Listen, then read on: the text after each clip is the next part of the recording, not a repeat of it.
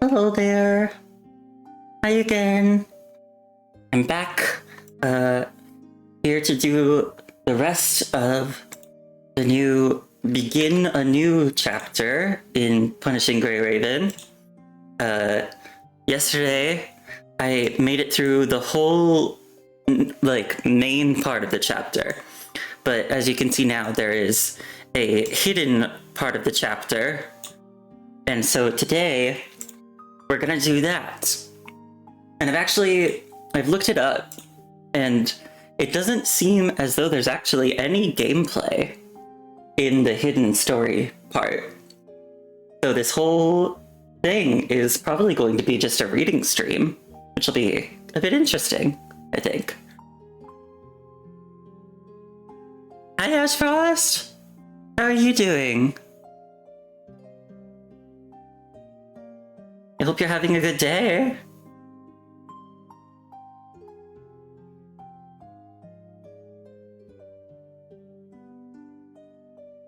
Oh, right, you said you were getting a haircut. And it went well, I hope?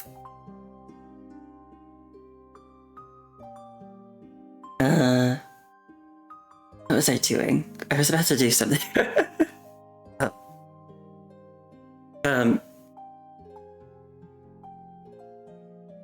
I'm glad it went well.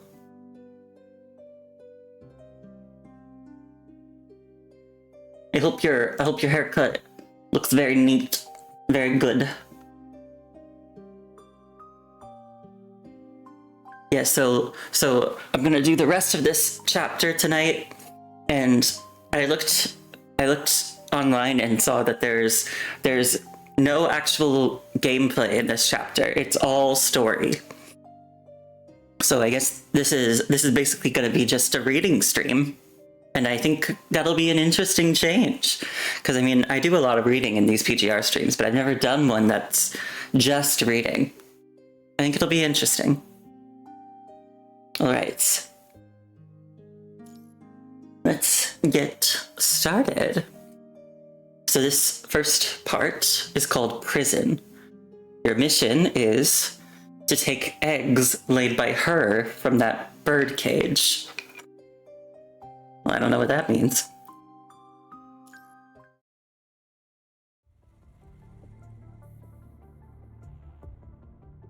The day after passing her final exam, Herta had already rushed to this experimental facility. No applause, no leisurely vacation. No one rejoices for the growth of a cog in the enormous machine that encompasses her world. Accepting the Academy's protection, escaping the nightmarish punishing virus and the corrupted, graduating from Gestrig means pledging the rest of one's life to Leibowitz. Of course, this isn't necessarily a bad thing. All Gestrig students have been branded as company property from the moment they enrolled. Survival of the fittest is their destiny, and successfully passing the final exam means she's at least not among those who are discarded. Stop daydreaming and keep up! An impatient voice interrupts her thoughts. The man in front of her quickens his pace again, forcing her to jog to keep up. Moving from the disk arrays into the computing module, the whirring of exhaust fans buzzes loudly in her ears. Towering server racks stand before her like giants. Entropy streams surge through photonic circuits, overclocked by the Landauer limit, silently thinking at extraordinary speeds. They're arranged in tight, orderly formation, row after row, stretching endlessly into the distance. Diachronic Artificial Intelligence Incubation Engine, the Seventh Matrix. So they've named it. Covering approximately 20,000 square meters and consuming 90% of the region's energy, this is Leibowitz's Matrix Center beneath City 141. 90% of the region's energy? Jeez. How long have they been walking along the radius toward the center? Feels endless. Like an infinite loop, the scenery refuses to change no matter how far they walk. Ice blue lights hang from the domed ceiling, weighing slightly and piercing her eyes, causing an involuntary wave of dizziness. The long trek through the sterile landscape makes her mind drift in and out of focus as stomach acid rises, prickling the back of her throat. Mr. Horst. She strains to call out to the man striding briskly ahead of her. He is the Matrix's research director and her supervisor, responsible for introducing her to the system. He has remained cold and silent ever since they first met. How much longer until we get to her lab? His leather boots click rapidly as he strides forward. He doesn't stop, nor does he show any sign of slowing down. She bites back the second half of her request, leaving it unspoken. You can do this. There is no mountain too high. She mutters these empty platitudes under her breath, fighting back the urge to vomit. The roar of the air cooling system fills her ears like a howling behemoth, devouring all other sounds.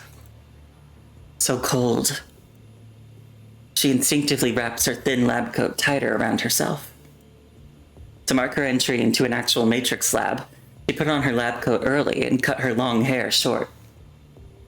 To look mature and reliable, she put on non-prescription glasses and adopted a cold, expressionless look. For a student, this was the limit of her imagination of a researcher. Oh, boring. She stares blankly at the compute nodes with blinking LEDs, unable to feel any connection to her surroundings.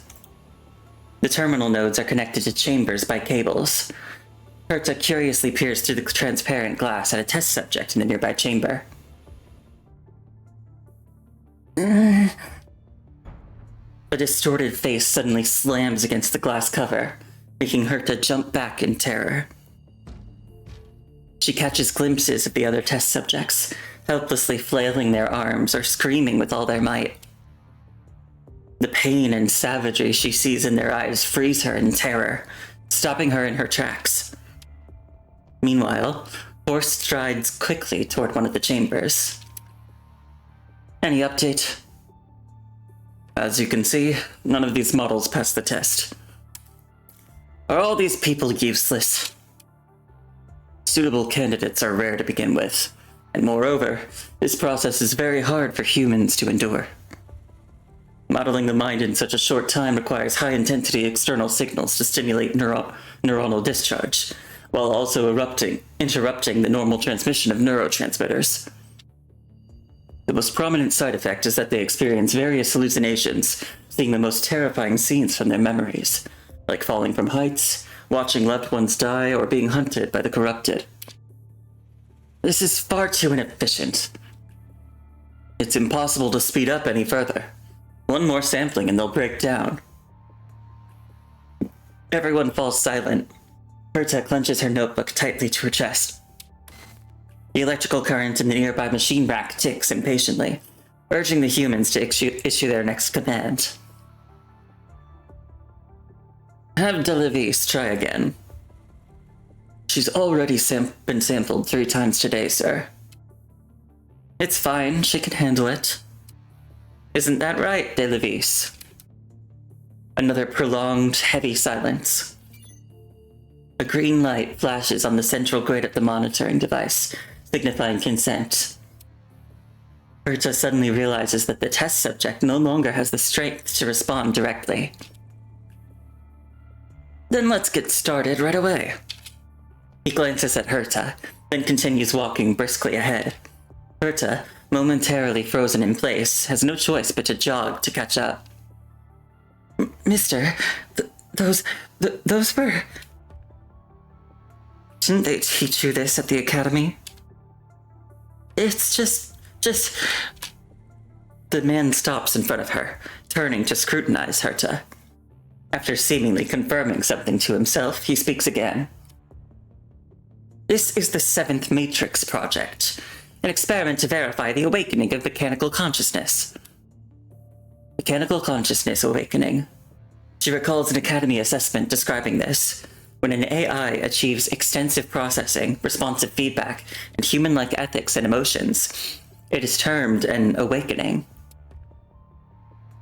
Using human consciousness as samples to accelerate model development. Those test subjects merely provide the samples. You mean I'll be responsible for this research in the future? But the mission I received was... Of course, this isn't your main directive. These students are merely secondary. Your mission is to take eggs laid by her from that birdcage.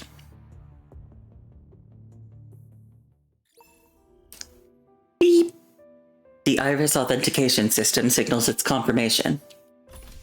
A deep humming follows. Layer upon layer of massive security doors unlock in sequence, revealing a small room at the end of the passage. Dense mathematical equations cover the floor, extending all the way to the experimental chamber in the distance. Warm artificial light bathes the room, gently bringing Herta's feet back down to solid ground. Hearing the footsteps of a visitor, the young girl struggles to sit up in her chamber.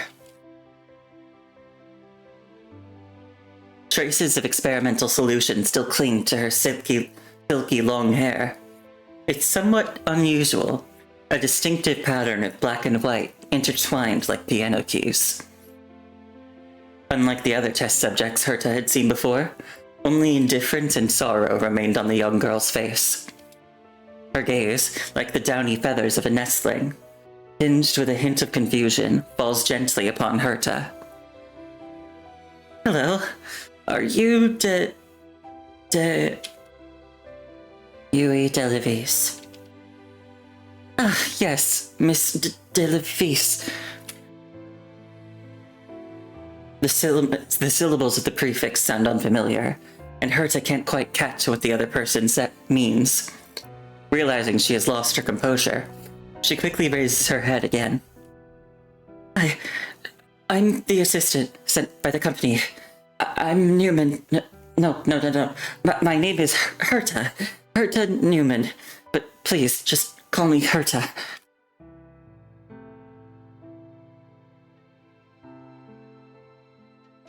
Herta. Just saying it once is enough. She awkwardly pushes up her glasses, then embarrassedly rubs her swollen calves. If you were to do a sketch of me, would I say my body's more slender or athletic? Definitely more slender. Speaking of which, just yesterday I shared my full PNG, if you want to see. It's right here.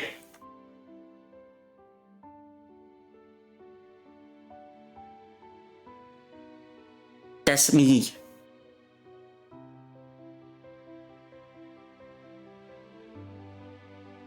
Yeah, I would definitely say more slender. Yeah. What you thought? Yeah. No problem.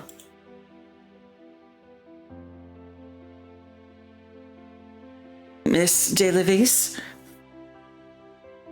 The young girl keeps her eyes tightly shut. White mist continuously escapes from her lips as her body shivers uncontrollably.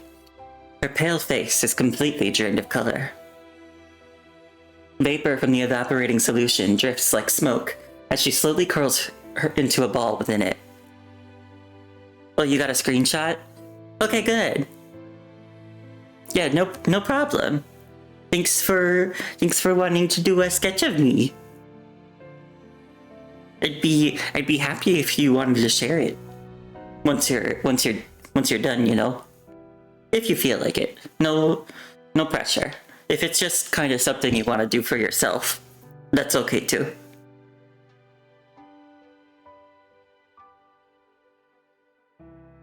Miss DeLavis? That makes it sound a little bit like you're gonna kill me. You're next on my list. You're next.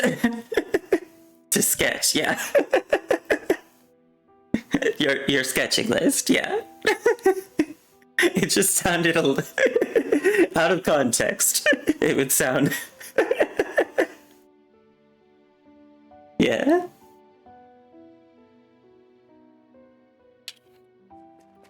Herta dashes toward the experimental chamber. It's freezing! The moment she reaches her hand into the chamber, the bone-chilling cold makes Herta gasp sharply. I'm alright. As if deliberately avoiding contact, the young girl leans against the chamber wall and slowly rises to her feet before Herta can touch her arm. Recovered? Herta looks toward the man standing rigidly at the room's entrance. He watches them coldly, showing no intention of coming forward to help, as if completely accustomed to all this. You need to work on your delivery. It either sounds threatening or suggestive. Yeah. Either a kill list or what people call a to-do list.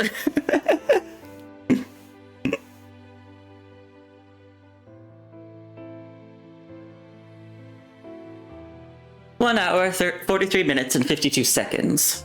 That's how long this sampling took. Adding an adjustment and rest time, we're looking at nearly 2 hours total. You call it a Monday? Wow, you must be busy. You must be busy on Mondays. There's still room to increase the neural pulse, isn't there? Wait, Mr. Horst? Yes. I'll try a 10% increase. Not really? Okay.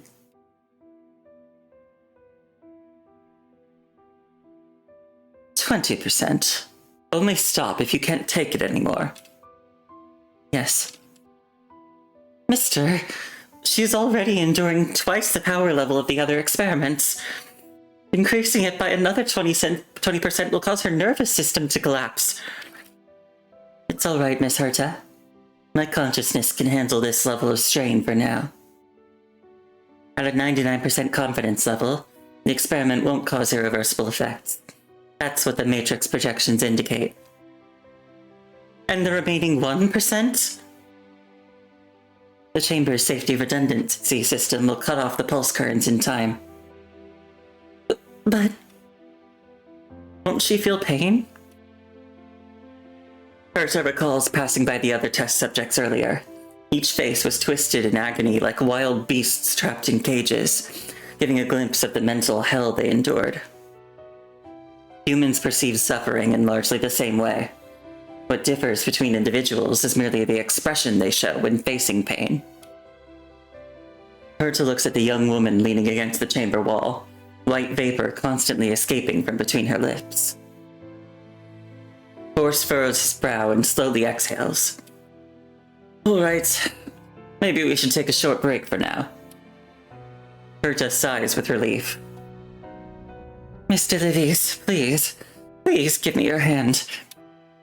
It's fine. I can manage. She staggers out of the experiment chamber, gripping a nearby lab table with her right hand and slowly pushing herself upright. My terminal has received the data from this sampling. Compared to other test subjects, the results are much better. He suddenly changes his tone. But as far as I know, isn't this model still incomplete in some aspects? Yes. There are deficiencies in both robustness and generalization capability. Further sampling is still required. Get ready as quickly as possible. We still have some time today. I'll try again. Good. But Miss De Levis has already had 3 samplings today. Actually, I think it's 4. She mumbles timidly, recalling a conversation between researchers she overheard outside earlier. Miss Herta, do you have any questions?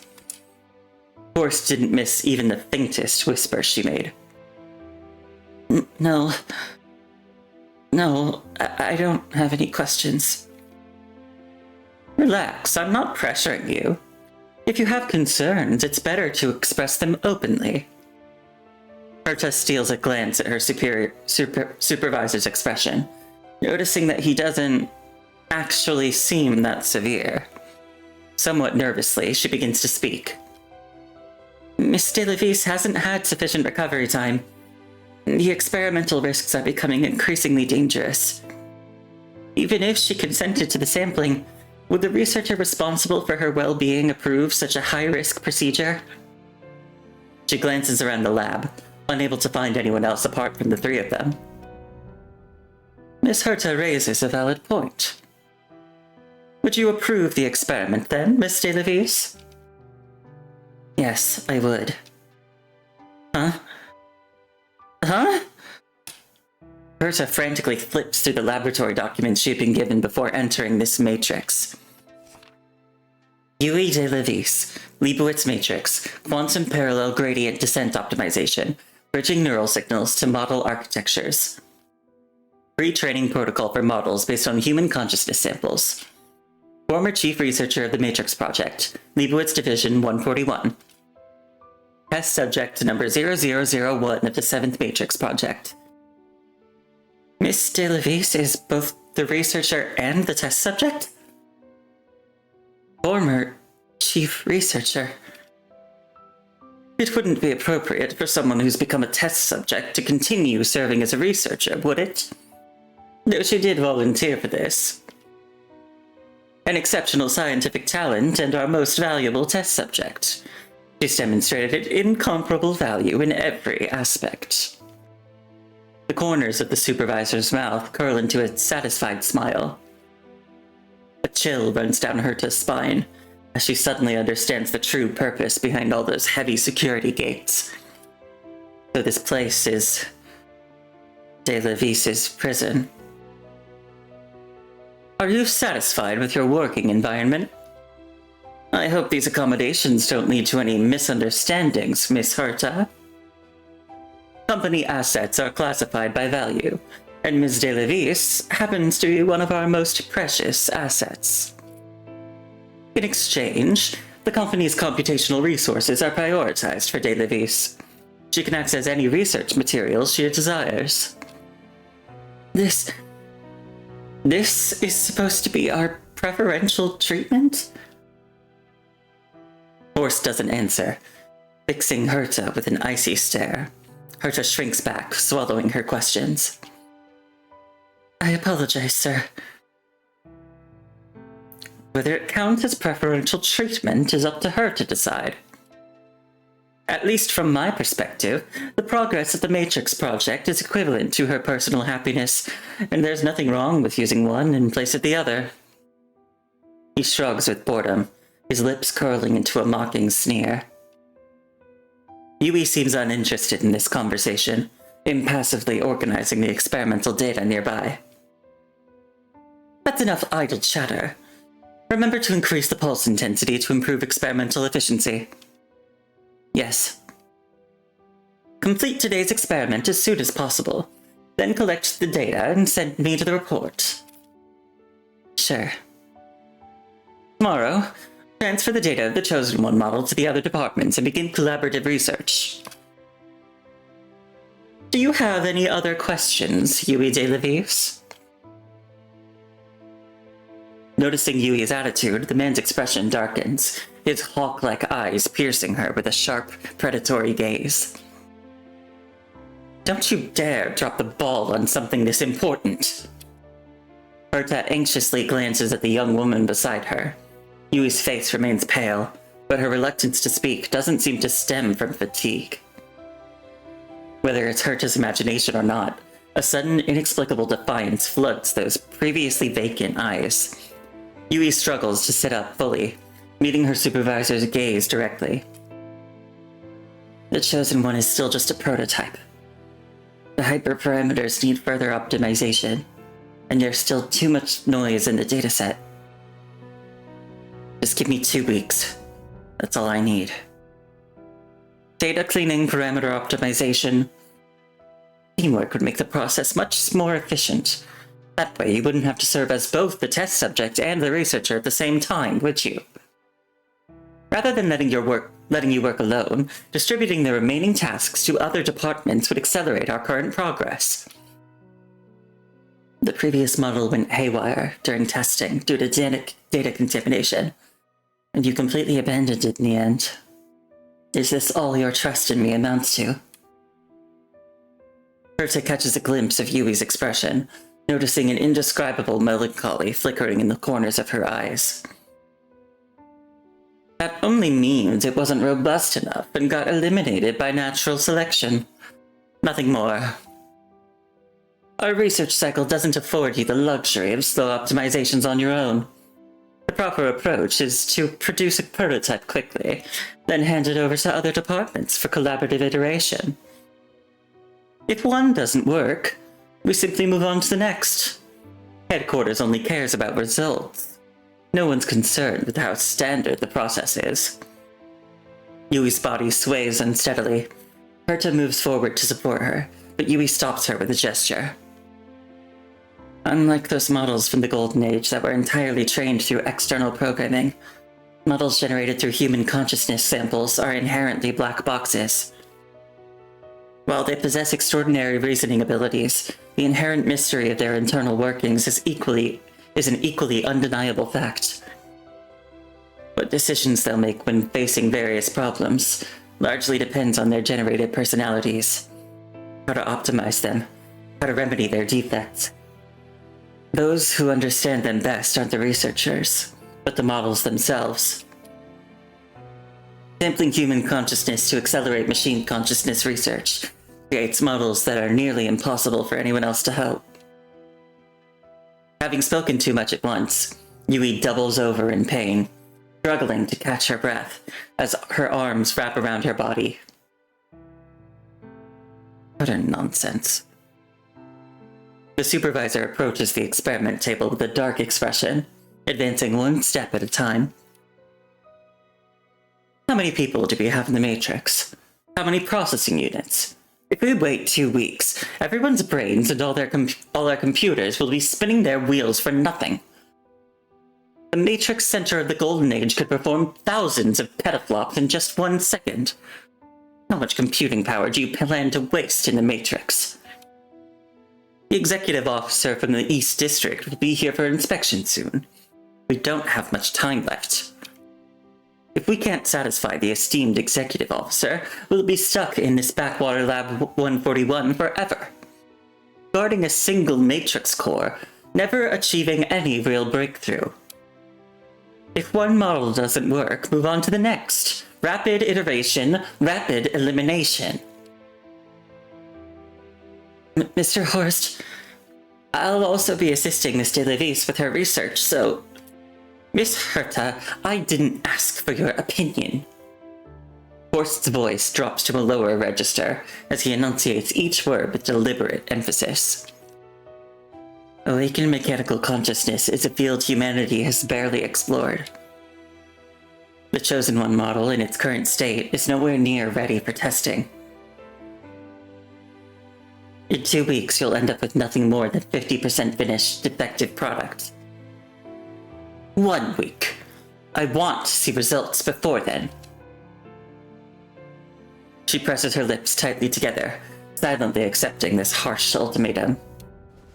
Like a weightless feather drifting down, with nary a whisper, the next second, her body crumples to the floor. Miss DeLevis? Herta gently supports her from behind, slowly lifting her up. The light. Her body is like a sheet of paper, and Herta almost uses too much force when lifting her. Suffering from the after effects of experiments, she's completely drained of energy. Herta carefully places her into a nearby armchair. You need to rest now. We need to experiment on her now. Horst advances step by step, his gaunt figure casting long shadows across the room. A black and white cat stands guard in front of Yui, its entire body tensed as it faces Horst. Always focusing on these irrelevant optimization details only wastes time. As long as we deliver experimental results that satisfy the executive officer, it doesn't matter if things go wrong. The awakening objectives are actually secondary concern. Pull yourself together quickly and move on to the next sampling. Man, this guy sucks. After settling Yui, Horst gestures for Herta to follow him out into the corridor. Alright, Herta. As her assistant, get as many results out of her as possible this week, and hand the chosen one model over to the other department as soon as you can. But, recalling how weak Yui is, Herta reluctantly lowers her gaze. Her vital signs are extremely weak. The ECG shows many chaotic spikes, and her body temperature is abnormally low. I'm worried.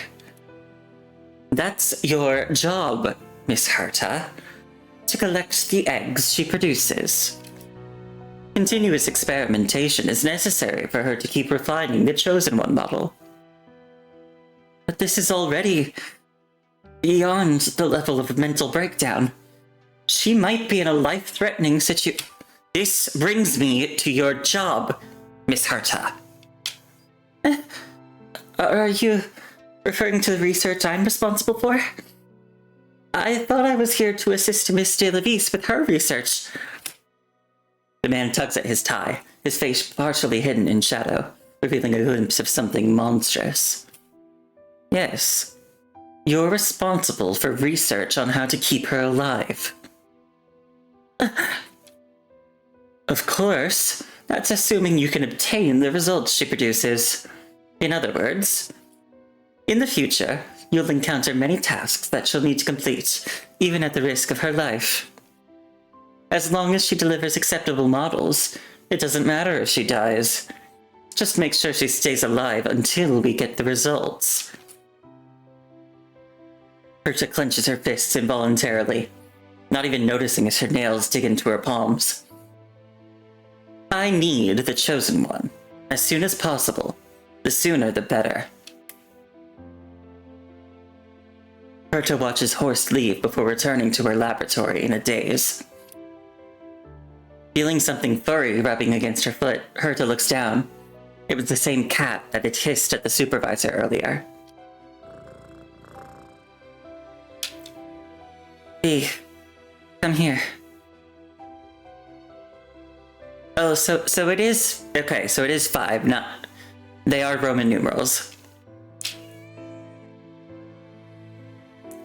In the presence of this tuxedo cat, Yui's cold expression softened slightly. Miss de Levis, I just contacted the medical department. They've sent over glucose and some sedatives. Sure. Herta rolls up her sleeve, revealing pale skin. She secures the tourniquet and applies alcohol. The cold. Yui's hands are as icy as the solution in the experimental chamber, making Herta inhale sharply. She remains perfectly still, allowing Herta to place a heating pad and insert the needle into the back of her hand. Neither cooperating nor resisting, she just lies limply in the recliner, like a puppet with severed strings. The experiment. Is there no way to pause this? Yui silently turns her face away. Handing over the current chosen one would perhaps condemn her to the fate of being discarded. The supervisor hadn't given her time for iterations. Abandoning the sampling would mean all her hard work would go to waste. This was a train that, once set in motion, could never be stopped. Herta knew they had never given her the option to pause from the very beginning. Oh man. They're not very good people.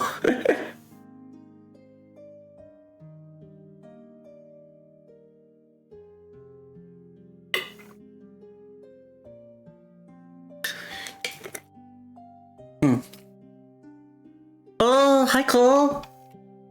How are you? Are you finished with your stream? Finished with Fields of Mystria?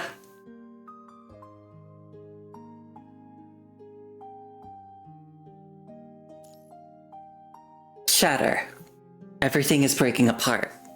Everything. And nothing can ever be pieced back together again.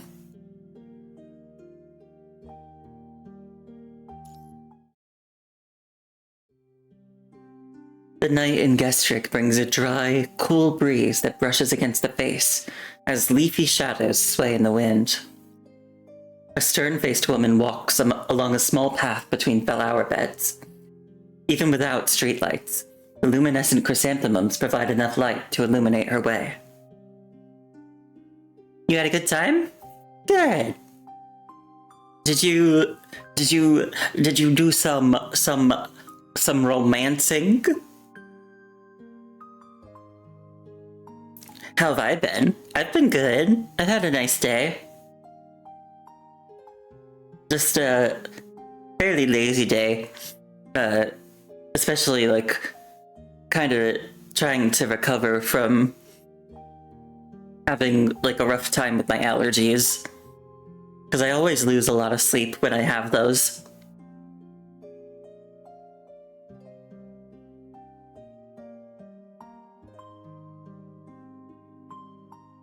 An offshoot cultivated from daisies, named for their ethereal luminescence during their blooming period.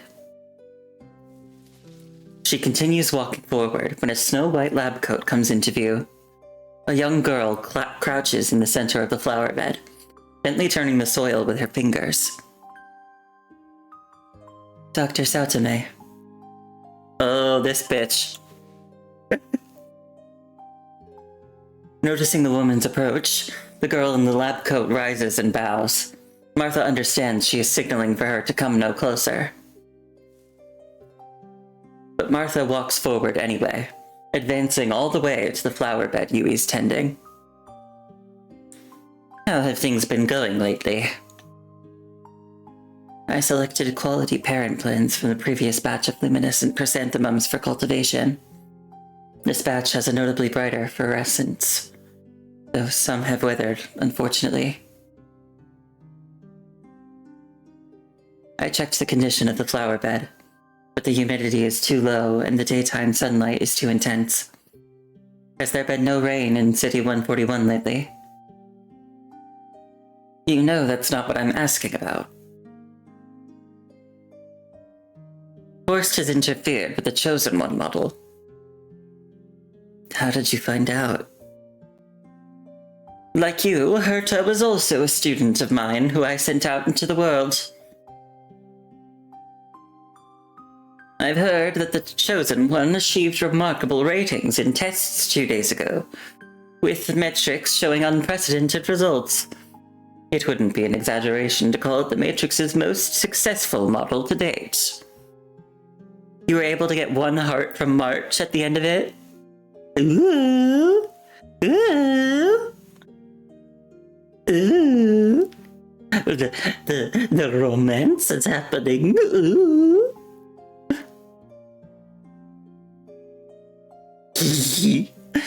I like doing romance in games, it's fun.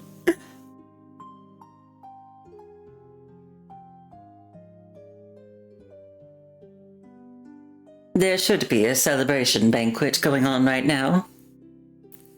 Kinda makes me wonder if I'll ever, like, play an Otome game or something on stream.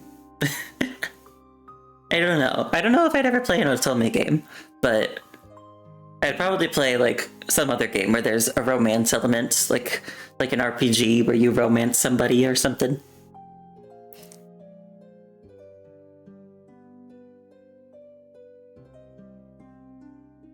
There should be a celebration banquet going on right now. It's too stuffy in there. Sensing that Martha has no intention of leaving, Yui hesitates for a few seconds before crouching down again to carefully examine the soil at the base of the flower stems. But I've also heard something else as well. They've kept you confined in the laboratory, forcing you to undergo consciousness sampling more than 3 times a day, while regular test subjects only experience it once every 3 days. They've added a low-temperature neural stabilizing solution to the chamber, which reduces the burden on neurons. Her voice is thin and calm, as if she were describing some trivial matter that doesn't concern her at all. Reduce the burden, so you can still personally adjust the parameters and code after experiments. even when your body and brain are already overloaded. The supervisor demands that the Chosen One model be transferred to other departments for collaborative optimization quickly.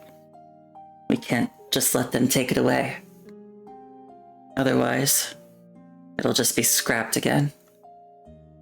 The young woman lowers her gaze, fidgeting with the withered root of a fluorescent chrysanthemum.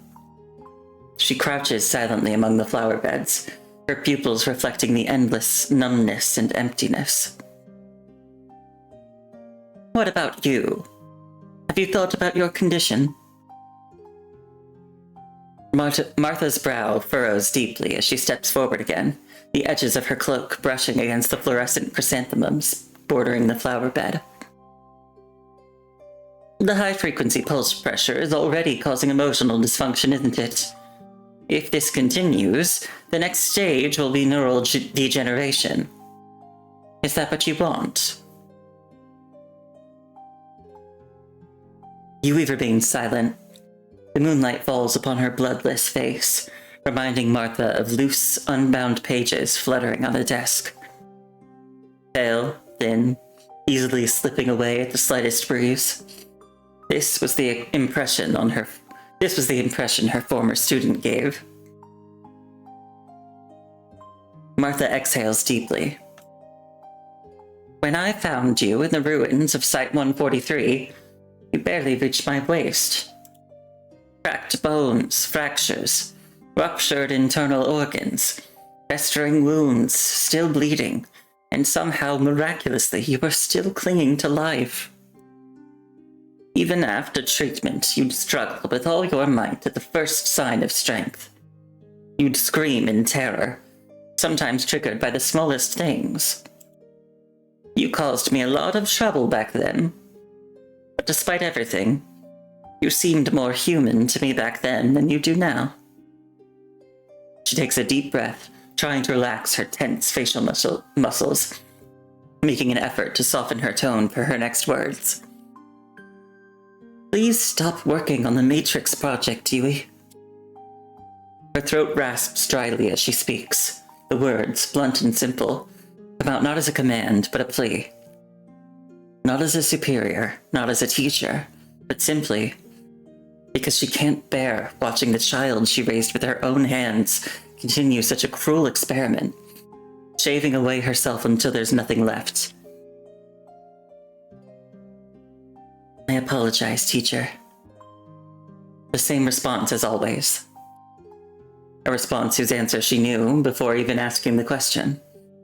Martha slowly exhales the stale air she'd been holding in her lungs. Didn't you want to stay at the academy and continue your research in botany before? In the flower bed at their feet, the centers of luminous chrysanthemums bloom with tiny points of light glimmering against the night sky. I apologize, teacher. What exactly happened? What did you see during the first consciousness sampling experiment? The young woman falls silent again, continuing to work at the soil in the flower bed. Her time here is limited, and she wants these luminous chrysanthemums to survive in this world a little longer. City 141 is now entering its dry season. The days are growing longer, but rainfall remains scarce. Martha casually removes the cloak she wears at night, tosses it beside the flower bed, and slowly steps into the small area glowing with phosphorescence. You cultivated these flowers with your own hands before. You should know them better than anyone, Yui. Excessive light and insufficient humidity actually make the flower stamens glow brighter. But they do that at the cost of their own lives. That brilliant glow is nothing but the final embers of their existence. You understand what I'm trying to say? I don't care.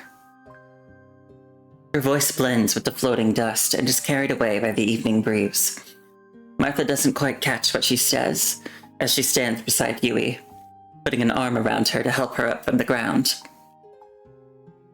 If you're willing, I can still find a way to have you transferred back to the academy, where you can care for them in person and help extend their lives. The scope of company research isn't narrow.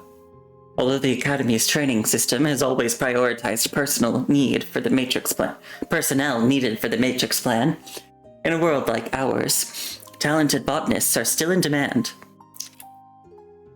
That won't be necessary, Martha. She bends down and gently cradles the withered flowers in her palms. I only come back occasionally to water them and loosen the soil. That's all. Martha closes her eyes. She knows Yui's personality well. Once she resolves herself, she never looks back. But it's precisely because of this. What did you see during the first consciousness sampling experiment? That's not important. Yui stands up, clasping her hands together, palms caked with soil. She gazes at the flower bed for a long while, as if trying to etch this scenery firmly into her memory. The moment drags on until she lifts her gaze once more. I appreciate your kindness, teacher. But my current research, it's the only thing I want to do now. She turns to face Martha, her expression detached as usual. I should go now. Goodbye, teacher. Martha watches as the pale figure dissolves into the night, letting out a soft sigh. If you really didn't care, then why did you return to Gestrig? To this garden?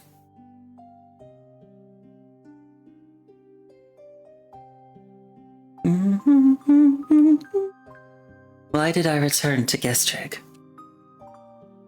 Why did I return to this garden? Yui heard Martha's question, but she doesn't know how to answer it.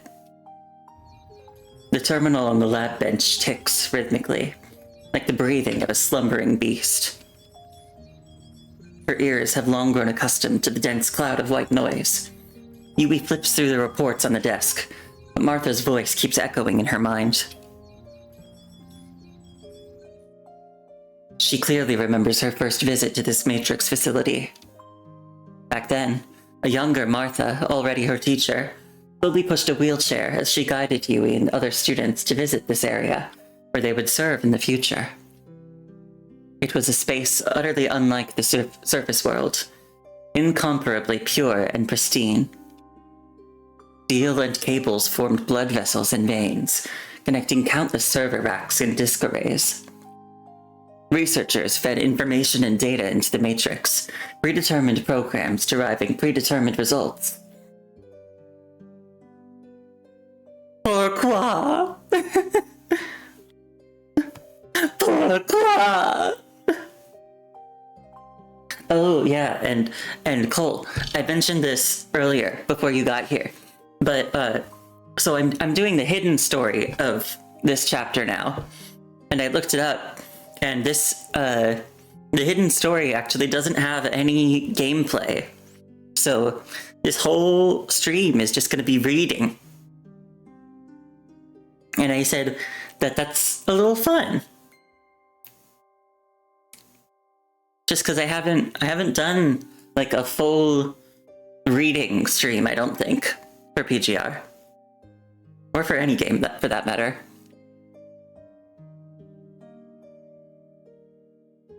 Back then, she couldn't remember anything, yet she was inexplicably drawn to this place. Everything was so perfectly ordered, mechanical commands executing without deviating from their predetermined paths, never pausing due to unexpected circumstances. Loops never terminate from exhaustion, and branches never jump to unexpected places because of human emotions. This is where I belong. From that day forward, she set her research path on mechanical consciousness. Though later, under Martha's inspiration, she began studying botany, she never abandoned it. Light footsteps sound outside, followed by a polite knock on the research lab door. Once, twice. The only thing about this being an all-reading stream is I think I bit my tongue because it hurts. And so that's making reading a little tiny bit difficult. but I'm gonna get through it, because I want to do this. I just got like one part on like the side of my tongue that's a little tender. Either I bit it or something. I don't know. I feel like I bite my tongue a lot. Probably, I don't know. I must just be kind of a clumsy speaker. Which makes sense, because I stutter a lot.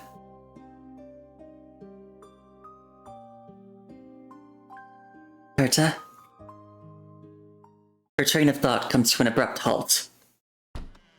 Warm artificial light spills through the slowly opening door as Herta walks into the now familiar laboratory. 4 puffballs. One scrambles across the lab bench, another chases after it, and the remaining 2 nestle in her arms. Oh, and there's another one nuzzling against her leg. Good afternoon, Miss DeLavis. How was your lunch today? I've finished. Her tone remains characteristically indifferent as she sits with her back perfectly straight. Were it not for the cats nestled in her arms, she would appear very formal. Yet there's a small mountain of tomatoes she's picked out of her meal. Here we go again. Whenever she has a moment to relax, she tells these transparently obvious lies.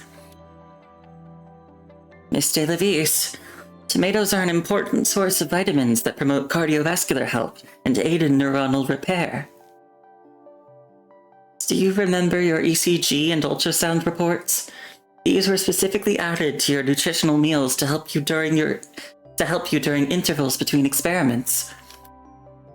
Seeing Yui's completely impassive expression, Herta clears her throat.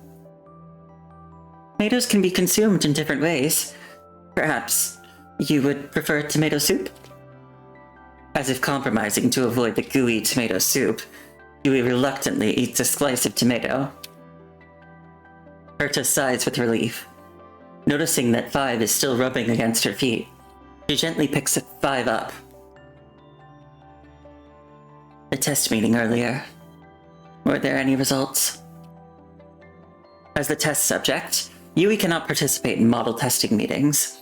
Only Herta, who serves as the researcher's assistant, can attend them. The researcher in charge of testing told me that the chosen one is already the most advanced model, but it didn't pass the stress test. This wasn't included in the previous regulations. Yes, it's a new test set they've added, simulating traumatic scenarios like war, disease, and bereavement, to observe how the model reacts under extreme conditions. Why wasn't I told about this sooner? The supervisor deliberately kept this from us. I only just found out myself. Anyway, could this be the result of overfitting? The model demonstrates perfect rationality in many areas, but it's unable to produce normal responses to trauma or other stress-inducing tests. Lacks a personality, like an empty shell without a soul. That was the test engineer's assessment. An empty shell. Yui lowers her head, her expression unreadable. After a moment, she pulls out a report from the desk. Miss Herta, you majored in neurology and neurosurgery at Gestrick, correct? Yes, that's right. Is there anything I can help with? Herta seems puzzled, apparently not expecting this sudden question about her time at Gestrick. During the sampling process, is it possible to filter the subject's memories? Do you mean sampling only the personality, without inputting memories as parameters? Alright. Technically it's possible, but the Matrix doesn't seem to recommend this approach. Bypassing hippocampal neural signals puts the model at risk of memory disorders. Without memories of developing the consciousness, the model's intelligence and social awareness would regress to infantile levels. Under those conditions, the time investment required to train the model to maturity would be immeasurable. and it might also damage the subject's neural system. The time investment isn't an issue. Let's proceed with this approach. After a moment of contemplation, Yui takes up her pen and drafts the new experimental plan. The model testing protocols established by Horst and the research team aren't absolute, and this realization opened her eyes to new possibilities. The experimental plan progresses smoothly, and before long, the new model is ready for sampling. Yui wraps herself in a heavy isolation suit, squeezes into the experimental chamber, and signals to Herta that she's ready. Miss DeLevis, before we begin sampling, may I ask you one more question? Her silence indicates permission to continue. Why would you want to filter your own memories? Why? I suppose because inside the experimental chamber, the harsh lights sear her retinas. Human memories don't conform to the laws of model growth. They might even restrict its development. If we eliminate all factors originating from memories, we might reduce the noise interference in the samples. I see. Herta's contemplative voice comes through faintly from outside the chamber. Is it really just because of that? The door to the experimental chamber closes slowly, leaving Yui alone with the sound of her own heartbeat. Well then, we're ready to begin. Is it just to reduce the noise interference in the sample, or does she want this child, when it's born, to be spared from all her pain? Is it just to continue advancing the experiment, or does she want to see what kind of person a child who grows up in such a dream would become? She cannot answer her own questions. Preparations complete. During the filtering process, you'll need to quickly browse through your memories. You may re-experience certain past events in your mind. This process may cause severe nerve pain. Though I've reminded you countless times already, I still have to say it. Please begin.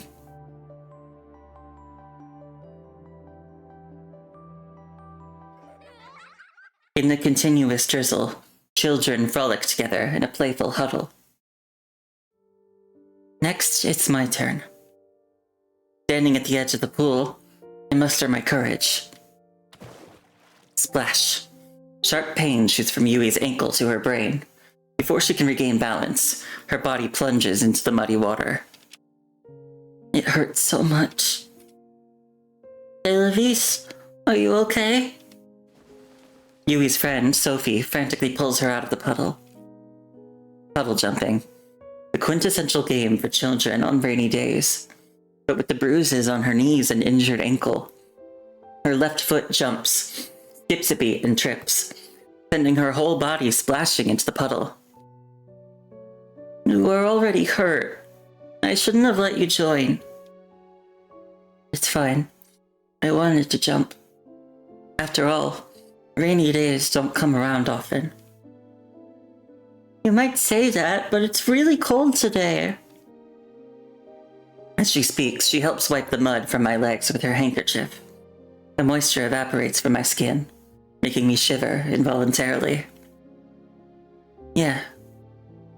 But my home is kind of... Sophie!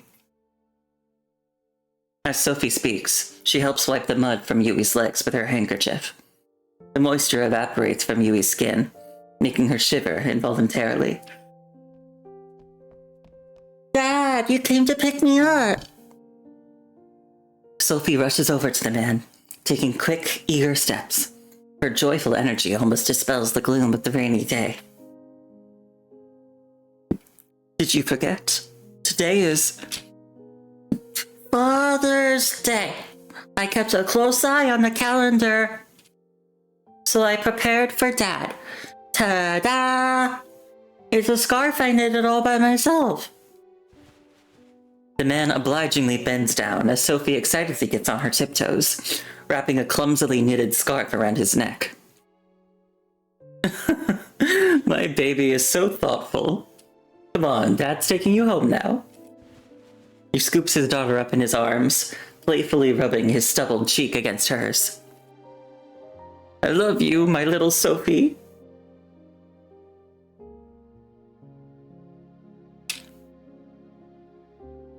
The man breaks out into a hearty laugh as tiny Sophie, now perched on his shoulders, lets out delighted squeals of joy. Something stirs in Yui's heart. Hey... What is that? It's magic. A spell that makes people happy. Sophie answers with a proud grin. Makes people happy? Yui's gaze falls on the scarf around the man's neck. So this is why Sophie has been working so hard in handicraft class all this time. To make a scarf for her father. Although the scarf is rather shabby, it's Sophie's most treasured possession. Which means, if Yui gave her most precious thing to her father, would he say the magic words? The ones that make people happy? Little De Levis, you should hurry home too. Today is Father's Day, and the Count must be looking forward to your wishes as well. If I say the magic words, will I receive my father's love, just like Sophie does?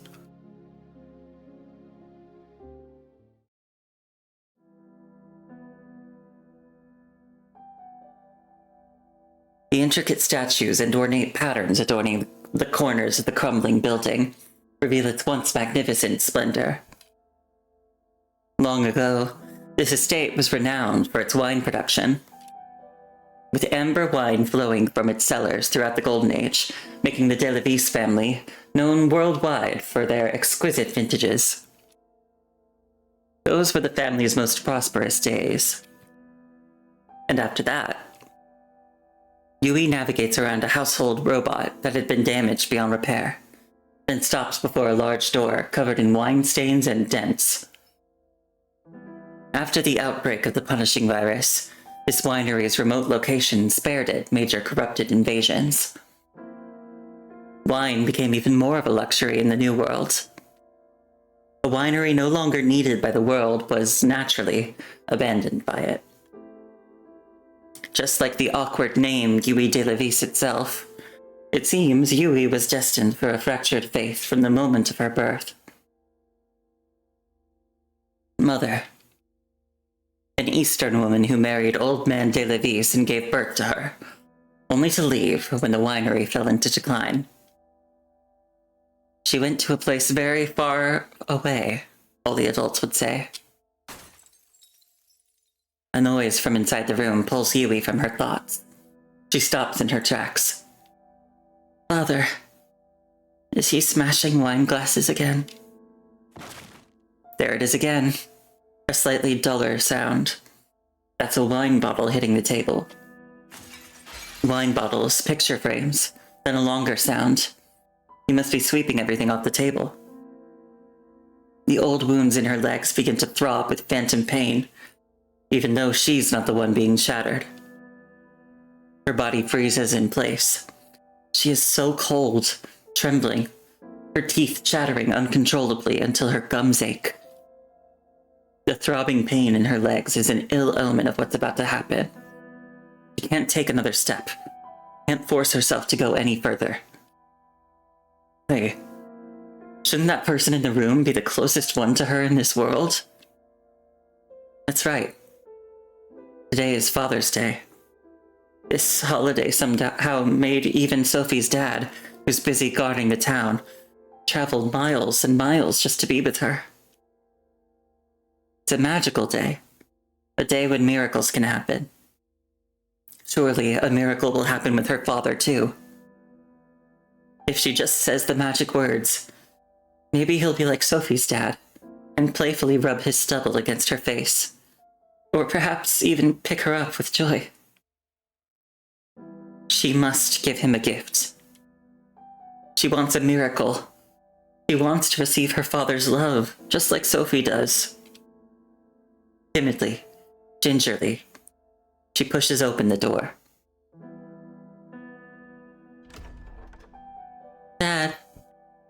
I'm home. The spacious room is unnaturally quiet. She steps forward cautiously, small glittering twinkles catching her eye. Shards. A multitude of shards covering the floor. All kinds of shards.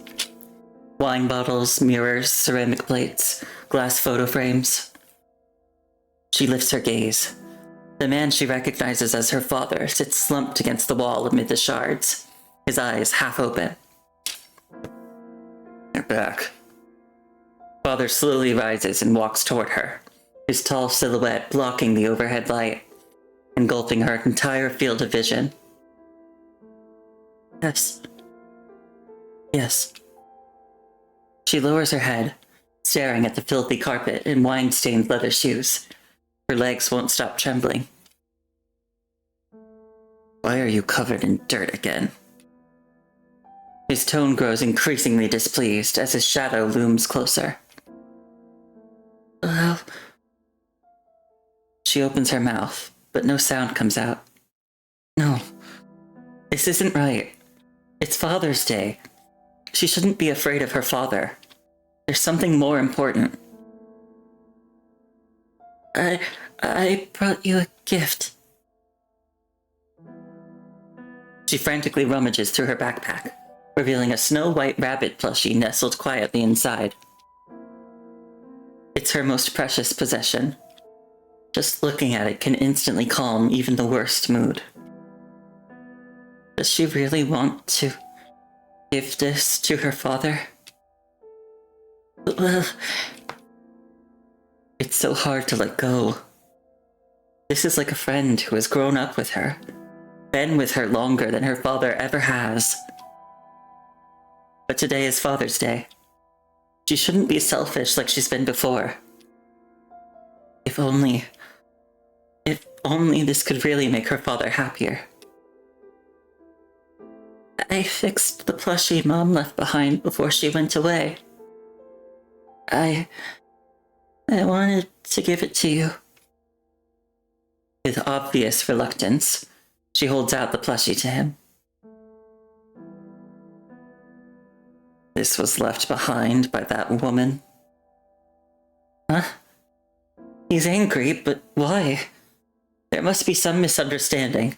She needs to explain properly. Not that woman. It's Mom. It's from Mom. Her body spins before crashing to the floor. A burning pain spreads across her face. The sound of fabric being shredded, like worthless scrap paper. It's snowing. A blizzard of white fluff erupting from the plushie's torn body. The plushie joins this shattered glass and scatters across the floor, reduced to worthless shreds. Her father's expression darkens to a level she has never seen before.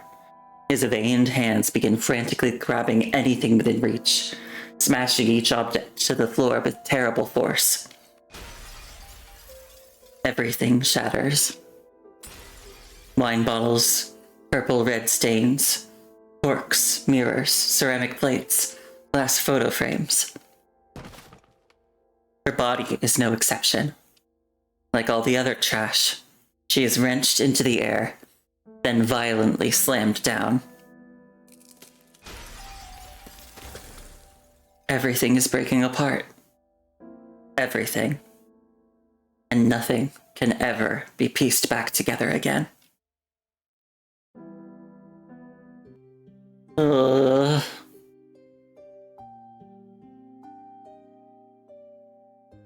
Man. He ripped apart her bunny plushie. How dare he? I'm gonna get him. I'm gonna get him for that.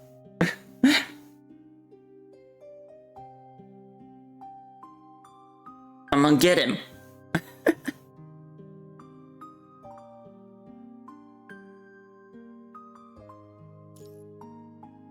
Someone to rely on. Humans are creatures who can only move forward by discarding the unnecessary.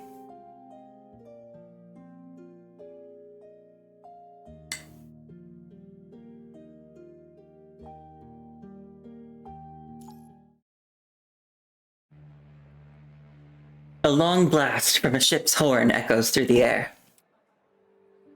Silhouettes fill my path, crowding in one after another. The clamor of voices echoes in my ears, wearing on my frayed nerves. It's so frightening. I want to run away. But where could I even go? Father had another manic episode, smashing almost all the furniture in our home before throwing me out onto the street. Please, let me through. Whose brat is this?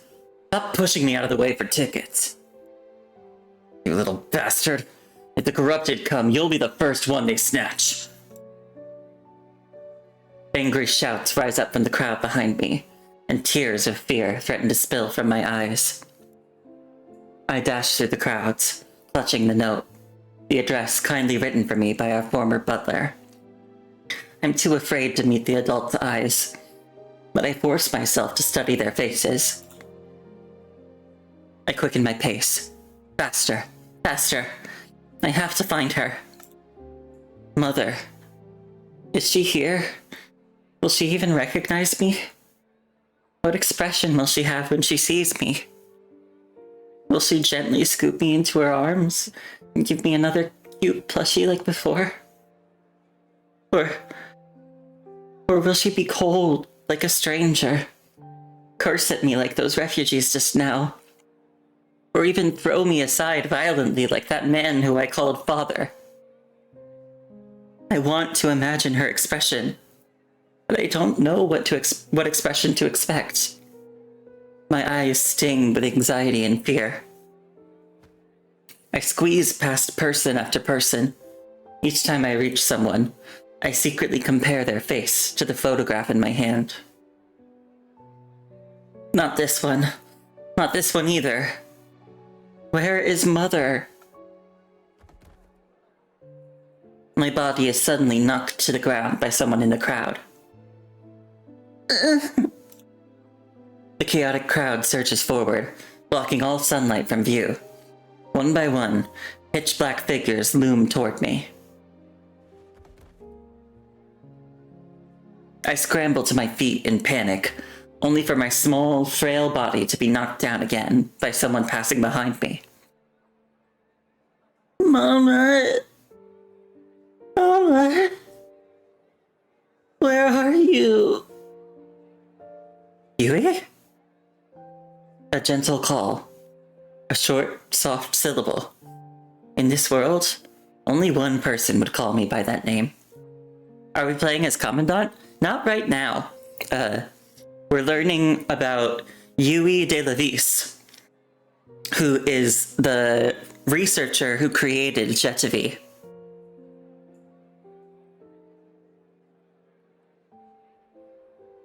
Yui? Another call, as a woman in a research coat bends down among the fleeing crowd. I strain my weary eyes, carefully comparing what I see to a well-preserved photograph. Mama! Why are you here? A thin shadow blocks the dim light, making it impossible to see the woman's expression. After a moment, a pair of slightly cold hands gently touches my forehead. Yui. Mama! Mama! Tears erupt as a hoarse, desperate wail rises from my throat. Why? Why did you leave me behind? Why did you abandon me in that house? Why is Dad always so cold? Why is he always drinking? Why did Dad hate the doll you left behind when I gave it to him? Why did he get so angry that he threw me out of the house? Why? You've grown so much. The gentle pat on my back and her tender touch helped the exhaustion of my long journey gradually fade from my limbs. It's okay now. Everything's okay. Yes, it's okay now. It's all okay now. As long as I stay in my mother's embrace, all the pain will fade away. The warm, steady heartbeat by your ear acts like a lullaby, guiding you toward dreamland.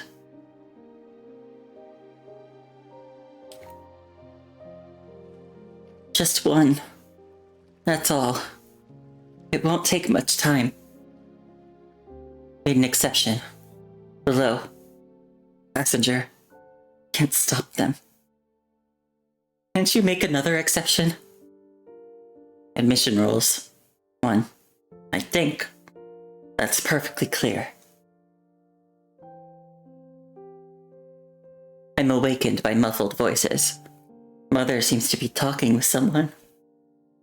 Mom? Upon waking, I immediately grabbed tightly onto the hem of her clothes again. And it's settled. We have a deal. Mom gazes out the porthole. After a moment, she kneels down and gently pries my fingers from the hem of her clothes. Yui, take your things and wait for me below deck. What about you, Mom? Mom still has some luggage to pack. Once I finish packing up, I'll come find you right away. I don't want to leave her. It was so hard to find her. I don't want to leave her side. But she looks a bit unhappy. From my experience with Dad, adults become happy when I follow their instructions.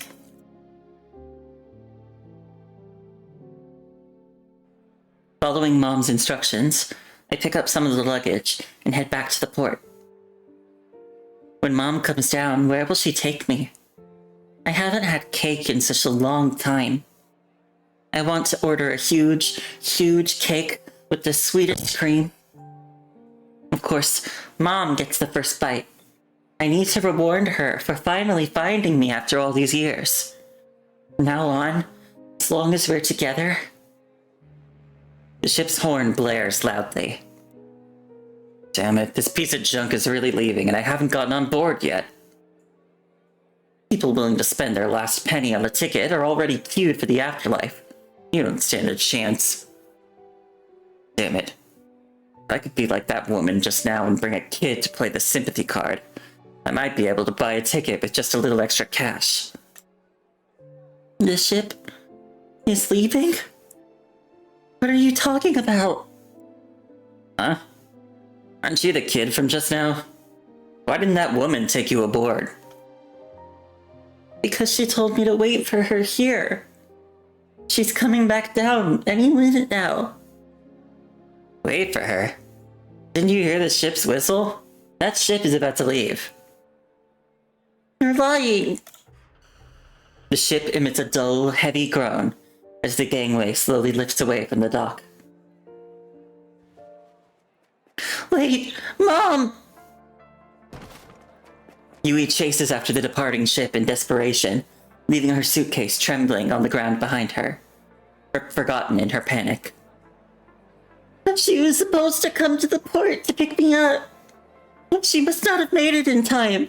Please wait for her. That ship is taking Mom away. Stop yelling, kid. Don't tell me you haven't figured it out. Having a child makes it easier to win sympathy from those self-righteous hypocrites on the ship. That woman just used you as a stepping stone to get herself on board. That's impossible. She's my mom. She's my mom. So she can't abandon me again. It's impossible. Your mom? So what? The refugee lets out a contemptuous sneer. In this world, the only thing that matters is your own survival. Who cares about moms, dads, and all that sentimental garbage? Everyone's struggling just to survive the punishing virus. At a time like this, who can afford to care for a child? It's not possible. It can't be true. Mom finally found me after so long. How could she leave me alone again? You think you're precious or something? You can just make another child. That's not true. It's not like that. I feel like my fragile heart is crushed in someone's grip. I gasp for air in desperate gulps as dizziness from prolonged hunger washes over me. I collapse suddenly, then struggle back to my feet. Mom must not have had time to come down. Mom. Yui. The woman she called Mom stands on the ship's deck, gazing distantly toward the harbor. Humans can only move forward by discarding what is unnecessary. That's the smart choice. Someday you'll face the same situation I did, and then you'll surely understand me. Please don't blame me, Yui.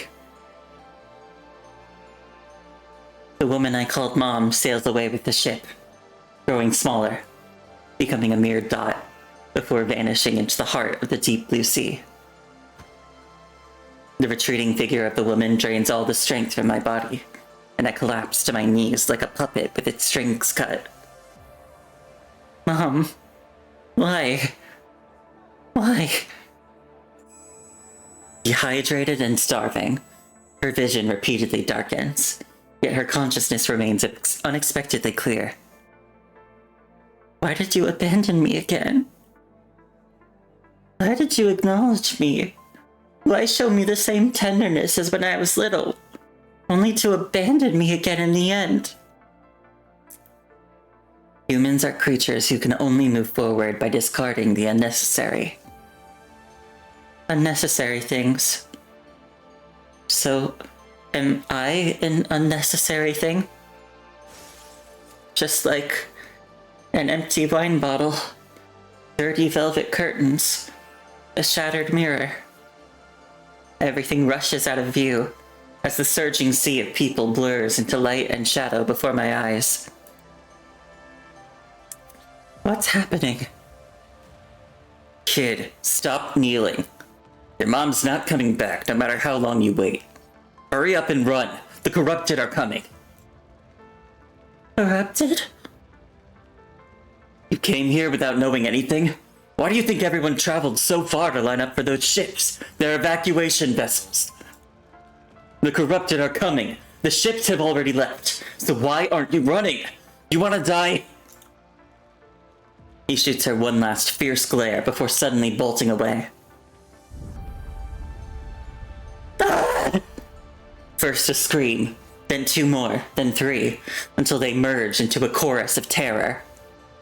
I am too short to see anything. Only the cries reach my ears. The crowd suddenly reverses and surges back toward me. People push and shove, trampling anyone who falls. Some poor souls don't even have time to scream before the corrupted reach them, and they're already trampled to death by their own people. I can't stay kneeling here or I'll be trampled to death. I have to run. But people are everywhere. Where can I go? Hey, Shorty! Stop staring and get over here! A boy pushes open a manhole cover from below and heaves himself up. The opening is unusually narrow. Only a child could squeeze through.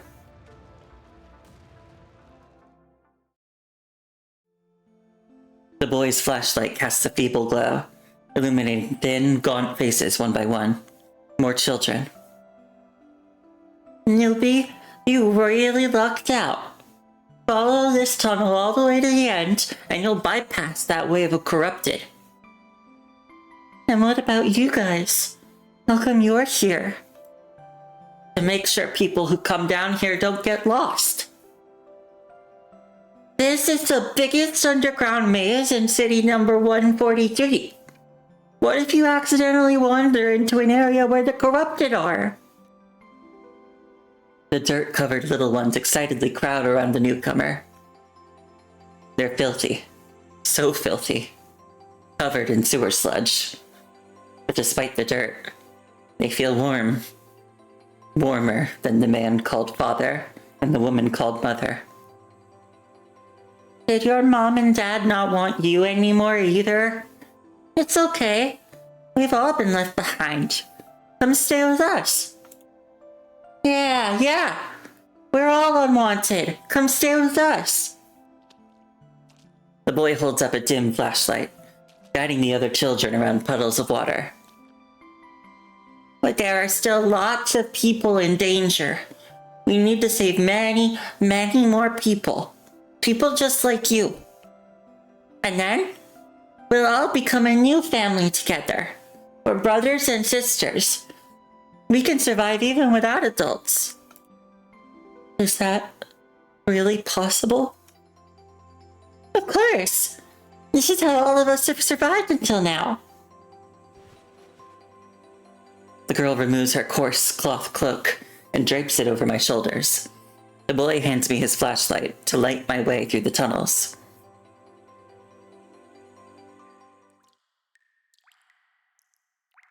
We're here. This is it.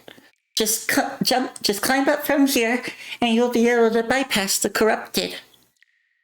Newbie, you go up first. It's safer up there. We'll cover your back. Okay. The sound of water dripping, hollow echoes in the tunnel as my worn leather shoes pad softly through the sewer. There's light ahead. That must be the exit, right? I grab the rust-covered ladder and kick upward with my feet. The hollow metal pipes creak ominously. It's fine. Almost there. Almost there. My upper body emerges from the opening. Something sharp pierces my calf. It hurts. A corrupted hanging on the ladder suddenly grabs me, its 5 fingers digging deep into my flesh. Help! I scream for help as I stumble back in the direction I came. I told you this path was no good. We needed some sucker to test it out first. Now we know. Come on, let's find someone to test the next route. The children's cold laughter drifts from nearby. My God. Holy shit!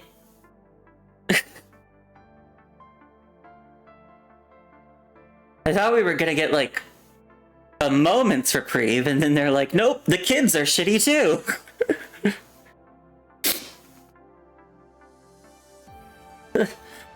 Why? Didn't we promise to become a new family? Why? It hurts. It hurts so much.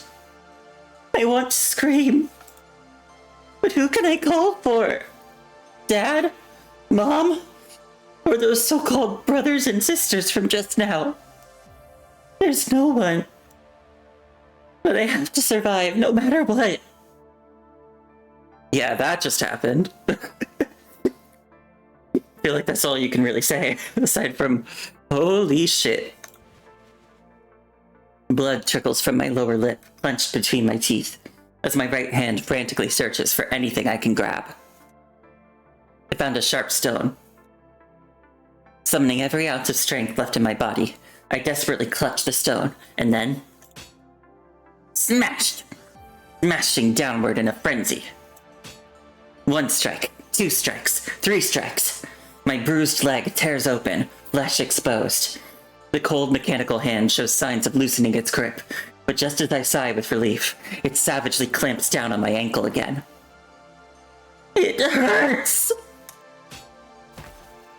With my leg now a mangled, bloody mess, the mechanical hand fails to grab me again and slips away. In a pitiful state, I drag myself out of the sewer, using only my upper body.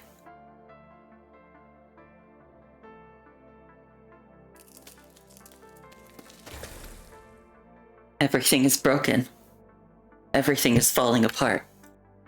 Dad, mom, friends, all those emotional relationships are nothing but lies.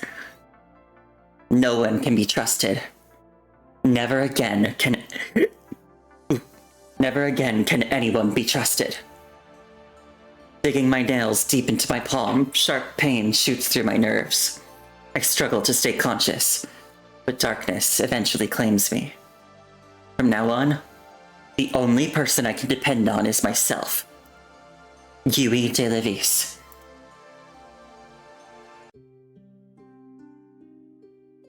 Wow.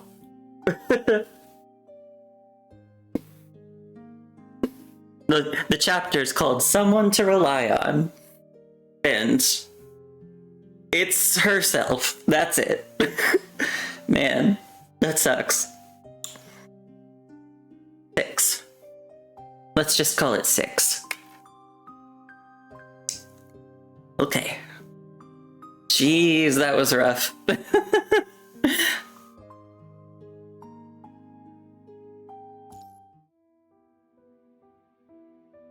The air is rapidly sucked away, sending waves of suffocating pain through Yui's mind. Mr. Levis? Mr. Levis?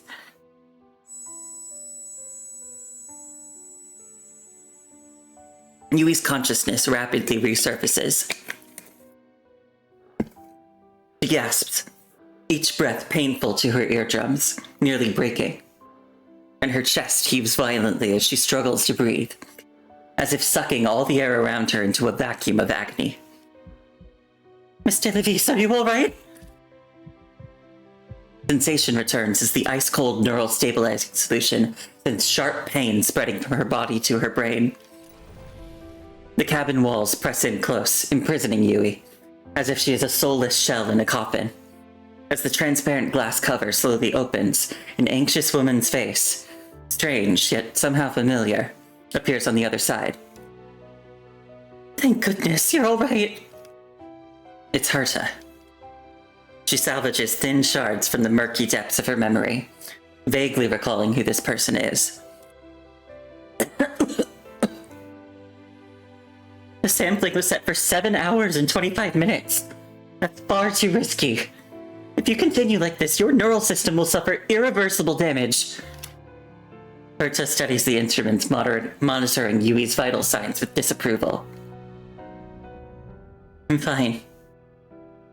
Where's the capsule?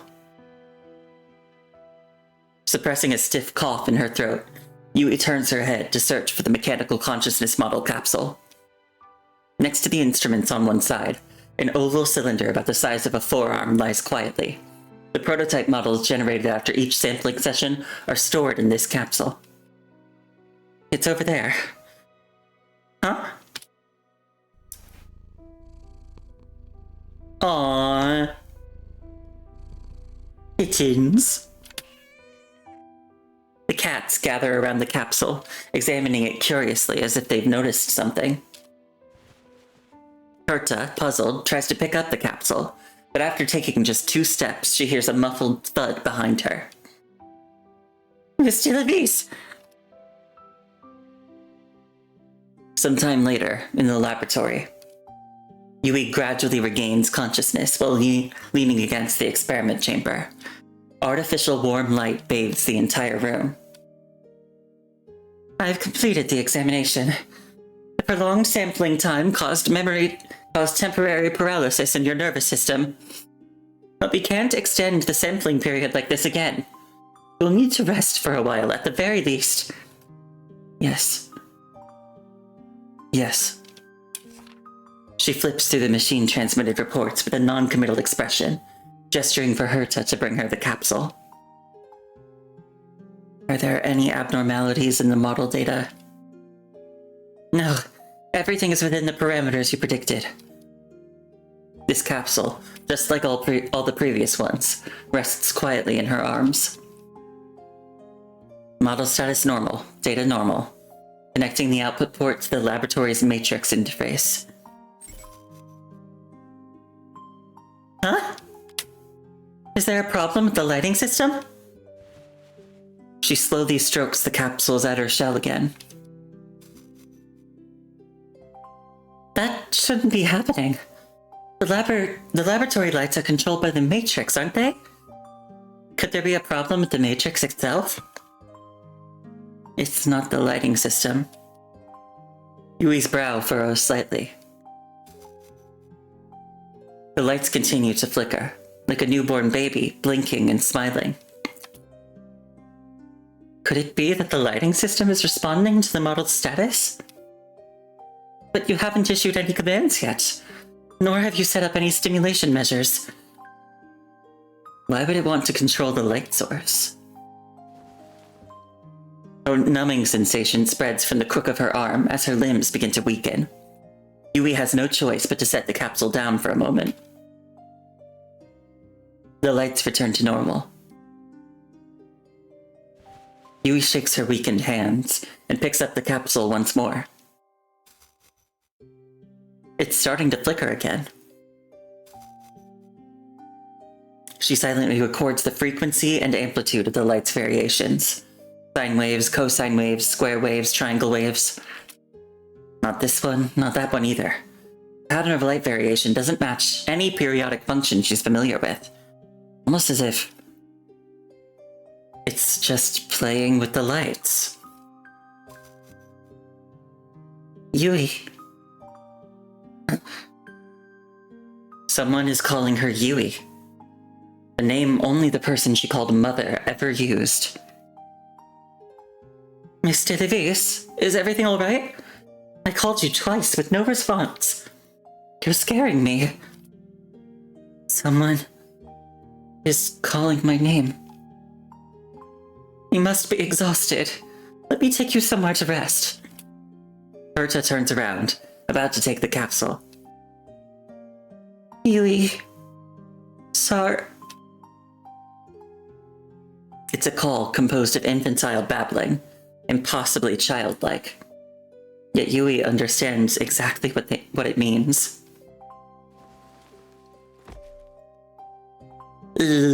Yeah, I feel like there's a mother-daughter thing going on here too.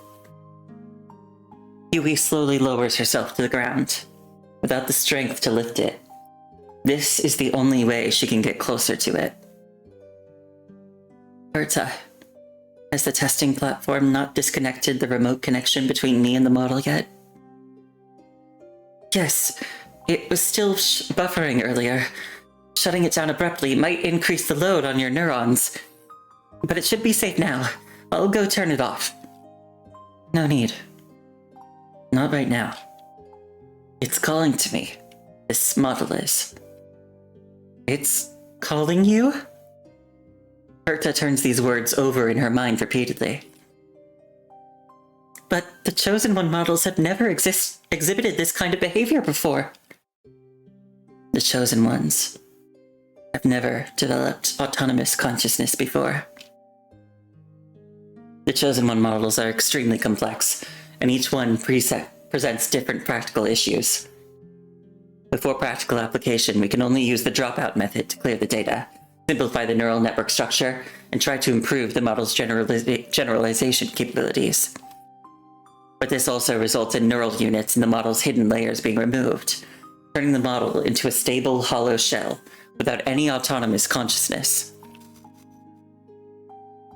The lights continue to flicker slowly. Could it be a new variable that emerged after filtering the memory data? Berta helps Yui to her feet, takes the capsule from her arms, and sets it aside. The lights immediately return to normal. Anyway, let's give it a name first, Miss Delavis. Name. Her exhausted brain almost completely shuts down. 1, 2, 3, 4, 5. What is she counting? Berta's gaze falls on several fuzzy balls, and suddenly she understands. Let's just call it 6. The lights suddenly dim, as if expressing their displeasure. That's way too casual. Too casual? Then let's call it V. That's literally the same thing with just a different pronunciation. Herta sighs wearily.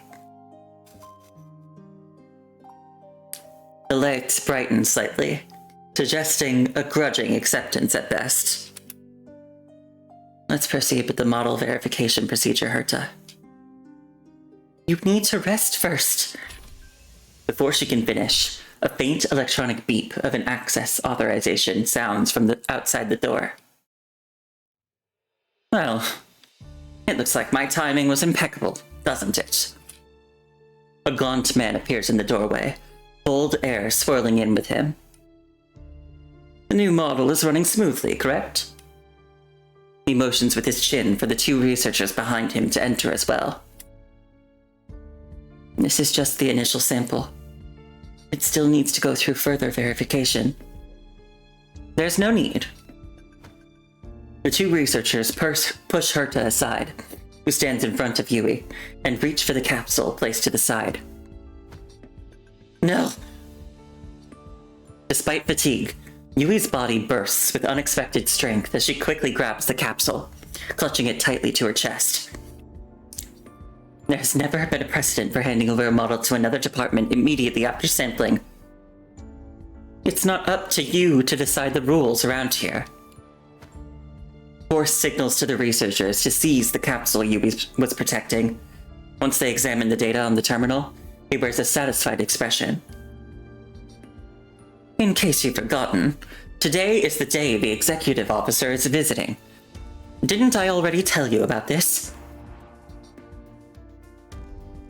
Amid their complex research work, they have long since forgotten Horst's occasional haughty commands. Yeah, I agree with you, Cole. Up yours, Horst. Up yours, horse shit. All research results must be verified in advance to prepare for the executive officer's visit. This is essential if we want him to continue investing in this matrix. If even one thing impresses him, we'll consider it a victory. Though I was just trying my luck, it seems I've hit the jackpot today. Yui, you've brought us a golden egg, haven't you? He studies the seized capsule with a satisfied smirk. Look, horse shit, I don't care what kind of fucked up childhood you went through when your parents made a, robot replacement for you. You're being a dick right now.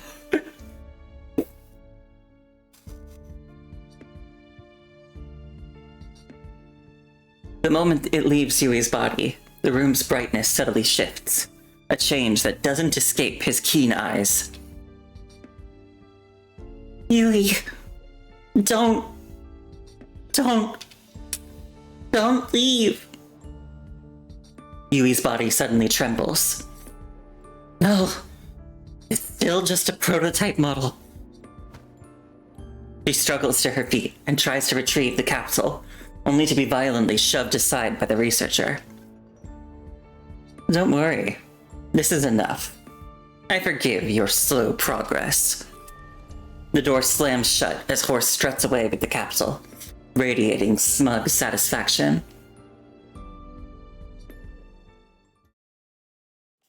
Dick. Under the warm-hued lights, Yui writes equations, rapidly, ceaselessly. Numerical matrices, partial differential equations, convolution. As a neurosurgeon, Herta can only understand a portion of what Yui is writing. The rest ventures into territories completely unfamiliar to her. Mr. Levis. She doesn't understand exactly what Yui is calculating, but she can tell that many of these complex equations can be solved by a computer terminal without any manual calculation. On the other hand, perhaps that is her intention. Or maybe she's not writing these equations purely to solve problems. The erasable ink pen scratches across the laboratory, from the floor, up the walls, to the workbench.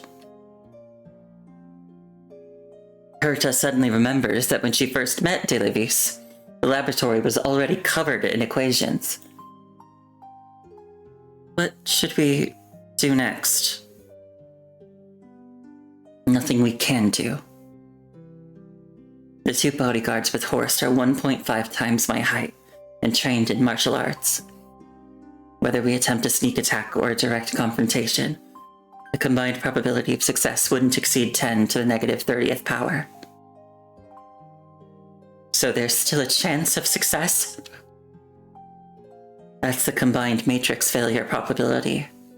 Even with those odds, we'd have to assume they'd prioritize Horst's safety over protecting the capsule. There's any chance of retrieving it. You've thought it through so clearly. So you were also thinking of... Precisely because I don't want to waste time on this. Miss Herta, no rational person would attempt anything with a probability on the order of 10 to the negative dozens. Aren't you a researcher? You know you know V better than anyone in the Matrix. Couldn't you use that to your advantage when negotiating with them? Today is the day the executive officer is visiting, so Horst wouldn't do anything to disappoint him. Horst was willing to take the V capsule right in front of me. He'd be even less likely to return it in the executive officer's presence. He's been obsessively waiting for this day, just so he can pass the inspection and gain access to the computing power of another matrix.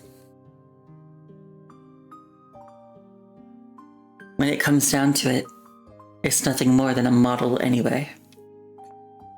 She seems to have calmed down, stopping writing equations and moving to the lab bench to brew some coffee.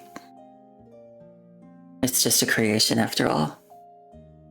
If it's lost, we can simply make another one. It's like when that guy said, like, well, your mom can just make a new child. She doesn't need you. Mechanoids and AI exist to serve humans in the first place. Now they have fulfilled their intended purpose. A single matrix has insufficient computing power. That's why I constantly need to sample and optimize, because the hardware can never keep up. But with access to ample computing resources, future research will proceed much more smoothly.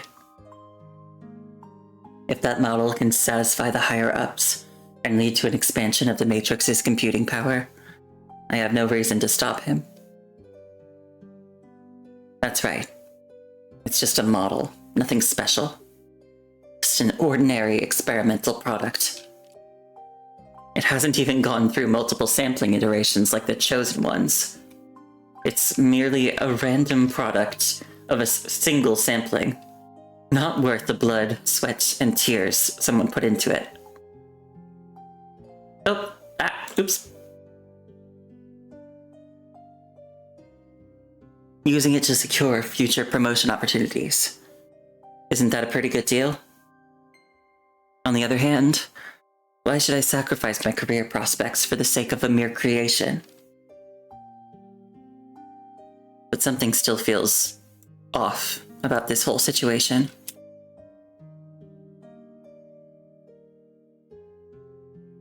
You already understand that perfectly well. You're voicing them out loud not to convince me, but to convince yourself. Am I right, Miss de la Vives? That's exactly right.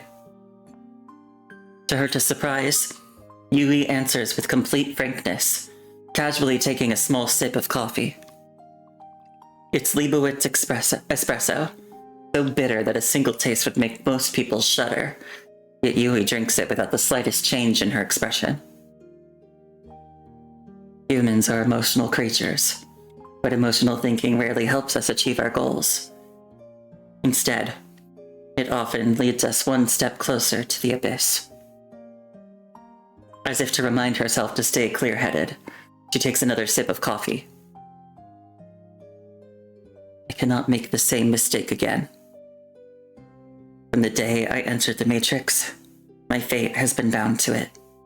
It's both my lighthouse and my prison. I'm imprisoned here, yet this place is also my reason for existing. She picks up an eraser and methodically wipes away the equations from the floor, one by one. The room's lights start flickering rapidly again, as if someone were continuously flipping the switch. The sound of the wind suddenly intensifies, wailing and keening like a baby's shrill cry. Haven't they disconnected the output devices from the capsule? It's V. It's calling for help. But she doesn't stop erasing the equations. Instead, her movements grow increasingly frantic. They're running stress stimulation tests now. Is that really okay? They're simulating traumatic scenarios like warfare, disease, and bereavement. Those are extremely painful experiences. Calm down. Even if we went there, we couldn't change anything. Just like back then. Giving away my favorite doll and recklessly searching for Mother. What if I change in the end? Didn't everything just fall apart? My initial assessment wasn't wrong. Everything would have been in vain. Maybe even counterproductive. Staying here is the right choice. But... Yui! Don't go! Pen tip glides across paper as calculations fill her mind. I should still stay here after all. Huh? Everything in the laboratory begins to shake. Strange. Why would the output device allow power levels to reach this magnitude? I'm afraid it was authorized by the executive officer. Something is breaking. Something is breaking. It's the sound of a coffee cup shattering. A dull thud like a wine bottle, followed by liquid spilling. It's Miss Herta's potion vial. Now it's the coolant container, the pen holder, the glass covers of the artificial lights. It's all breaking, just like that time. She can't sit still any longer. That child is smashing everything. She rushes out the door.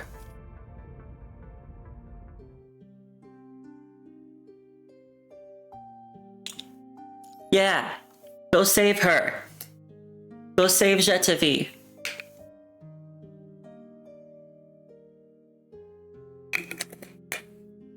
Instinct. Don't worry. I'll protect you both.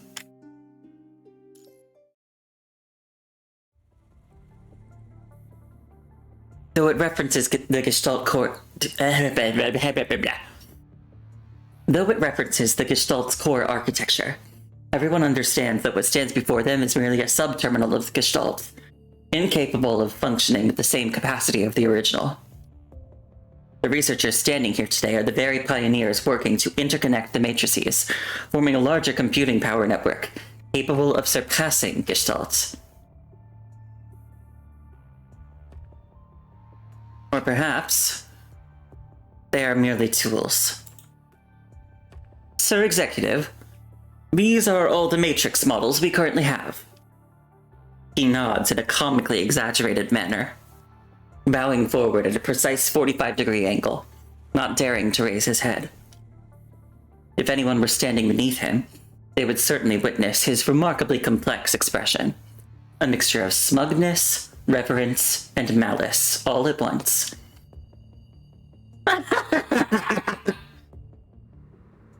Before he can finish speaking, the seemingly elderly executive officer in front of him suddenly erupts into uproarious laughter. Despite the bellowing fans rattling everyone's ears, the executive's piercing cackle cuts through, making everyone within earshot visibly uncomfortable. Mr. Gwynplaine, may I ask... I forgot that this guy used to be an executive officer before he turned into a fucked up clown robot. Or stands awkwardly in place. all right. Horst, I sincerely hope my laughter hasn't made any of you uncomfortable. No, how could we possibly? After all, this quirk has followed me into old age. I tend to break into laughter for no apparent reason. Horst maintains a respectful, head-lowered posture. Only after confirming from the corner of his eye that the executive officer has stopped laughing does he cautiously speak again. The company entrusted you with the mission to inspect Sector 141, making you someone we owe big thanks to. We'd appreciate it if you could take a closer look at our experimental progress this time. Afterward, we'd like to request your help in applying for more computing power. With additional computing power, those of us conducting research would have a bit more stability. Leibowitz still has quite a few idle matrices. Connecting you to other subterminals would be no more than a trivial effort. Then, if you would consider... But even a single matrix already possesses computing power beyond your reach. After using so many resources without producing anything worthwhile in return, that simply won't do. Yes, you're absolutely right. I am already an old man, while Leibowitz Company is still in its prime. This old man might turn a blind eye, but the other executives, unlike me, won't tolerate such mediocrity. Yes, I understand. Well then, do any of these subjects catch your eye as promising? The Chosen One and V. Those are their names, correct? The old man's eyes narrow to slits beneath his lowered brows as he scrutinizes the rows of capsules arranged together. You two, place the Chosen One and V into the V capsules into the central core and prepare for stimulation testing. But V has just hatched. The stimulation testing might have negative effects on this model. Stop wasting time, just do as you're told. Restraining a colleague who wanted to say more, the researcher standing to the side retrieves the Chosen One and V capsules before Horst loses his temper. Ugh. See, I feel like this is the thing with, like, toxic work environments like this. All of the work they produce is gonna be tainted by their, like, expectations. Like, cause, like this person said, like, oh, like, this is gonna risk negative consequences happening to the consciousness model. Like, yeah, no shit. And then when the results are less than you expect, you're like, oh, guess we should just throw this whole thing out. Or, oops, guess we should make the requirements even more stringent, or whatever. And it just makes it worse. Right? Message to future CEOs, I guess, as though any of them are watching this channel. Don't run your business like this.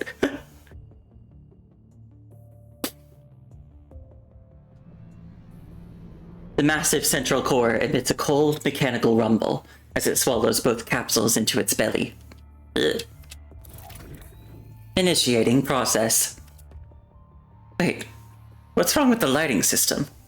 Go check if there's an issue with the central controls. The lights go out for just a moment, then rapidly come back on, followed by high-frequency flickering. Alarms blare as piercing sirens wail throughout the entire laboratory. Director, is the Matrix going haywire? Haywire my ass! It's because that capsule is still connected to the output device. Disconnect it now! Sudden disconnection will cause model overload. V's trauma response is too intense. The stimulated pain signals exceed the critical threshold. All right, everyone, calm down. Amidst the chaos, Gwynplaine catches the researcher's panicked hand. Under everyone's bewildered stares, he begins to waltz, dancing to the piercing sound of the alarms. What the fuck? Leaping and spinning, the aged spherical figure performs his grotesque choreography under the pulsing lights. creating a disturbing tableau against the massive matrix core behind him.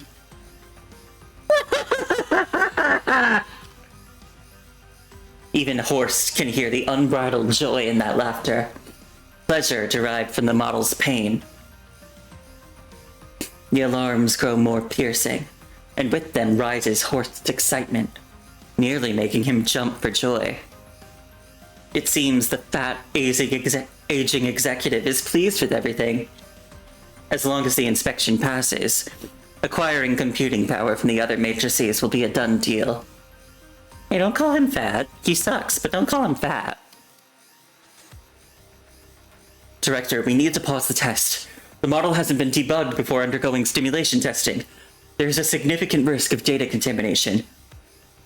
Forrest ignores the researcher's warning, instead focusing his gaze on the bizarre executive, who continues to prance about to the sound of the alarm, laughing maniacally with each step.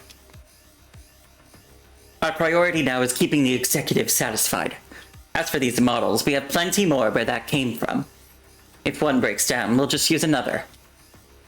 This is our only chance to secure that computing power. But that V model, we can only describe it as a miracle. It's an irreplaceable experimental specimen, not something we can just discard and replace. Mind your own business. Just keep your eyes on the data and do your job. Roger. Another researcher monitoring the data suddenly cries out in panic. 23.33%, 19.45%, 13.21%. It's not going to make it. The sensitivity is dropping rapidly. Sensitivity measures the model's response intensity to trauma. The more stable the model, the stronger its reaction to stimuli. Conversely, it becomes weaker when unstable. In other words, these readings reflect the model's vitality. That old man still hasn't stopped. If this continues, he wasn't concerned about the model being discarded. He only cared about whether the executive could finish his damn waltz before it failed. Otherwise, their chances of passing the inspection would be slim. The alarm grows increasingly faint. The model is on the verge of collapse. Have the matrix reduce the pulse amplitude. Oh!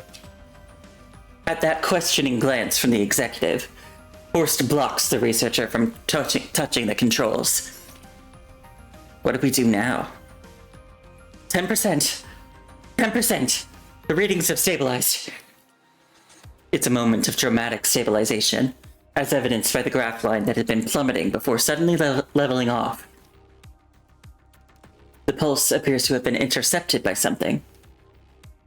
What's happening? The Chosen One's signal waveform detected. The Chosen One? That model that has never responded to any stimulation tests? The Chosen One intercepted the pulse meant for V. As a consequence, the Chosen One's sensitivity is starting to drop. 95.31%, 87.28%, 80.05%. You're just full of surprises today, aren't you, Horst? The elderly man finally stopped his comical gestures, turning toward them with a newfound interest. As you wish, sir. Now, about that inspection matter. There's just one more item left, right? The stress test? Yes, the final test is to make the model experience death. The researchers all gulp, one after another. It's not the word itself that threatens them. The fact that both models are already operating beyond capacity. If the pulse is increased by another level, this would no longer be just a test. The models would face death in the truest sense. Do as he says. He grits his teeth. Between a potential miracle and the limits of their computing power, he chooses the latter. Following Horst's signal, the researcher steadies their trembling finger and reaches out to press the button that will initiate the final test. Please wait, sir. The door slams open with a bang, causing the researcher to freeze in mid-motion. Delavis, you shouldn't be here. I guessed right. That's the thing about, like, when someone new enters the scene, I always have to guess who it's gonna be and just pick a voice. I assumed that it would be Yui this time, and I was right. Take Miss Delavis back to rest. She's too tired today. As if already prepared for her arrival, Horst calmly signals the two guards beside him to step forward. Delavis? Is that Yui Delavis? No need to get so worked up, Horst. If I remember correctly, Miss Delavis is the developer of the Chosen One in V, isn't she? Why not let the developer share some of her own insights? But sir, that woman has always been biased against model testing. If we allow her to interfere with the experiment, wouldn't your anticipated danse macabre be ruined then? Gwynplaine wags his finger, signaling Horst to be quiet, then turns toward Yui. Ignoring Horst's remark, Yui, breathing heavily, bows quickly to the researchers and Gwynplaine. Thank you for your open-mindedness, sir. I'll get straight to the point. She begins speaking slowly, her tone calm and composed, but her peripheral vision remains fixed on the sensitivity curves displayed on the large screen. V, 9.23%. The Chosen One, 43.59%. Both still rapidly decreasing. While I can't yet understand why the Chosen One, who has consistently shown no response to testing, suddenly began reacting today, or why V's data has stabilized around 10%. But her intuition tells her that if these two capsules aren't extracted from the central system soon, they will face true death. Sir, V was just generated an hour ago from samples of my consciousness, with none of its parameters having undergone calibration. It's still a prototype. Although the Chosen One has undergone some preparation, it still hasn't had enough time for further iterations. Forcing a test under these conditions carries an 84.23% chance of data contamination. If contamination occurs, all data from both models will become unstable. Delavis! Horst barks a command from afar. These two models may have been developed by you, but they are, in fact, company property. Don't let your personal research ambitions interfere with the normal progress of this experiment. Chosen One, 23.52%. B, 8.45%. An irrepressible anxiety wells up. Despite her anxiety, her mind as a researcher remains remarkably clear. Mr. Horst is correct. These two models do indeed belong to the company, and are quite valuable. For that very reason, giving them room to develop would be far more valuable to the company than hastily discarding them in a rushed experiment. In the previous test, you should have already witnessed how they display normal fear responses to painful stimuli, sir. I believe that confirming this fact has already served the purpose of the experiment. However, prolonged exposure to such extreme conditions would damage the models, especially these two newly created ones. Speaking solely as a researcher, I respectfully request that you pause this experiment, sir. Given sufficient time, I can deliver more complete results. Gwynplaine strokes his beard, his face concealed beneath the tall brim of his hat, his expression hidden in the shadow. Madam, are you aware that your presence has interrupted our enjoyment? The deep, sinister voice makes Horst's hair suddenly stand on end.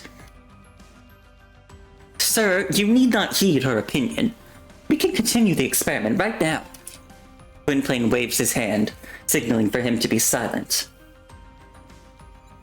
Death is a proposition every individual must face. If they cannot respond appropriately to such extreme situations, how could humans possibly trust such models? Chosen one, 12.22%. V, 5.67%. Yui! It's calling her. Its voice is unbearably weak. Her heart clenches involuntarily. This is a voice only she can hear. The capsule still hasn't severed its remote consciousness connection to her. Her mind races. Yes, that's absolutely right. Judging by the reactions from the external output devices, the flickering lights, the triggered alarms, these two models only responded with fear to the pain stimuli, correct? Ship whistles, water droplets in sewers.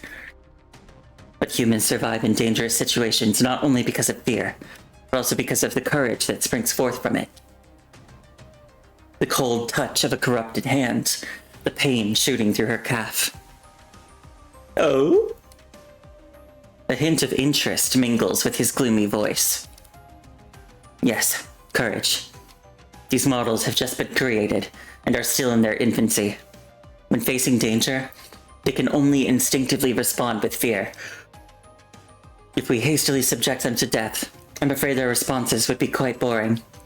Predictable and within everyone's expectations. If you could give them the chance to grow, Honorable Executive, when they eventually awaken fully, they might show you something unexpected. Courage. Mulling over a word he hasn't heard in many years, Gwynplaine slightly narrows his eyes. Good. Good. I never expected to hear such an interesting proposal from among these rigid tools. Miss Taylor-Vise, you have sufficient talent to be transferred to company headquarters. I can be your sponsor. However, the data obtained from the first model's death experience also has considerable experimental value for us. He tips his top hat slightly, a blood-red smile splitting his white beard. Of course, you can choose to extract them now, but the data collection would terminate at that point. If you really do that, I would have to reconsider my earlier proposal. Ugh. This guy's creepy as fuck. In other words, whether I recommend transferring you to headquarters or approve expanding the computing power of Matrix number 141, both will have to be discussed at a later date. After all, I need a complete set of data to verify what you just mentioned about the feasibility of awakening. Damn it. This old bastard. Thank you for your understanding and goodwill, sir. V. Wait. Is it negative 1 point, or is that just a dash? V. 1.51%. Chosen ones. 7.89%. Wait. Dewey! Aren't you concerned about the computing power for Matrix number 141 anymore? Didn't you always want to visit headquarters? Ignoring Horst's outcry, she walks briskly and directly toward the Matrix core. Terminate. Extract. Damn it! She carries out both capsules, ignoring Horst's frantic shouts as she quickly walks away. Ringing in her ears, a deafening sound that fills her mind, drowning out all other noise. The last of her resolve carries her back to the laboratory, where she falls to her knees, her body once again drained of strength. Don't worry. I'll protect you both.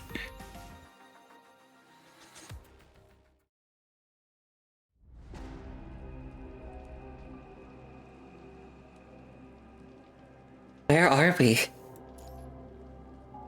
Your intuition alone is enough to determine that this is not a friendly place. If one were to compare it to a dream, it would definitely fall into the nightmare category. So this is the chosen one. Yet why you're in this dream, what you're supposed to do, even who you are, there are no answers to any of these questions. terrifying monsters. But they aren't coming this way. They're in a corner on the other side, surrounding a shivering light.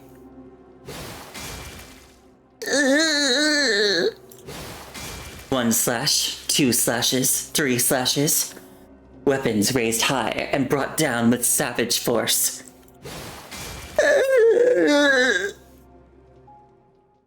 This brutal cycle repeats itself, over and over. The already weak light grows increasingly dim, like a frightened small animal desperately trying to flee. But those blades of slaughter come down on it again and again. Finally, it can run no more. The butchers corner it in another nook, raise their bloody blades high, and come crashing down. Red, foam-like sparkles of light splash outward. It trembles, shaking uncontrollably. Won't anyone help it? It's just a... child. Oh, child. A strange thought suddenly grips your heart. In this place, only it and you exist.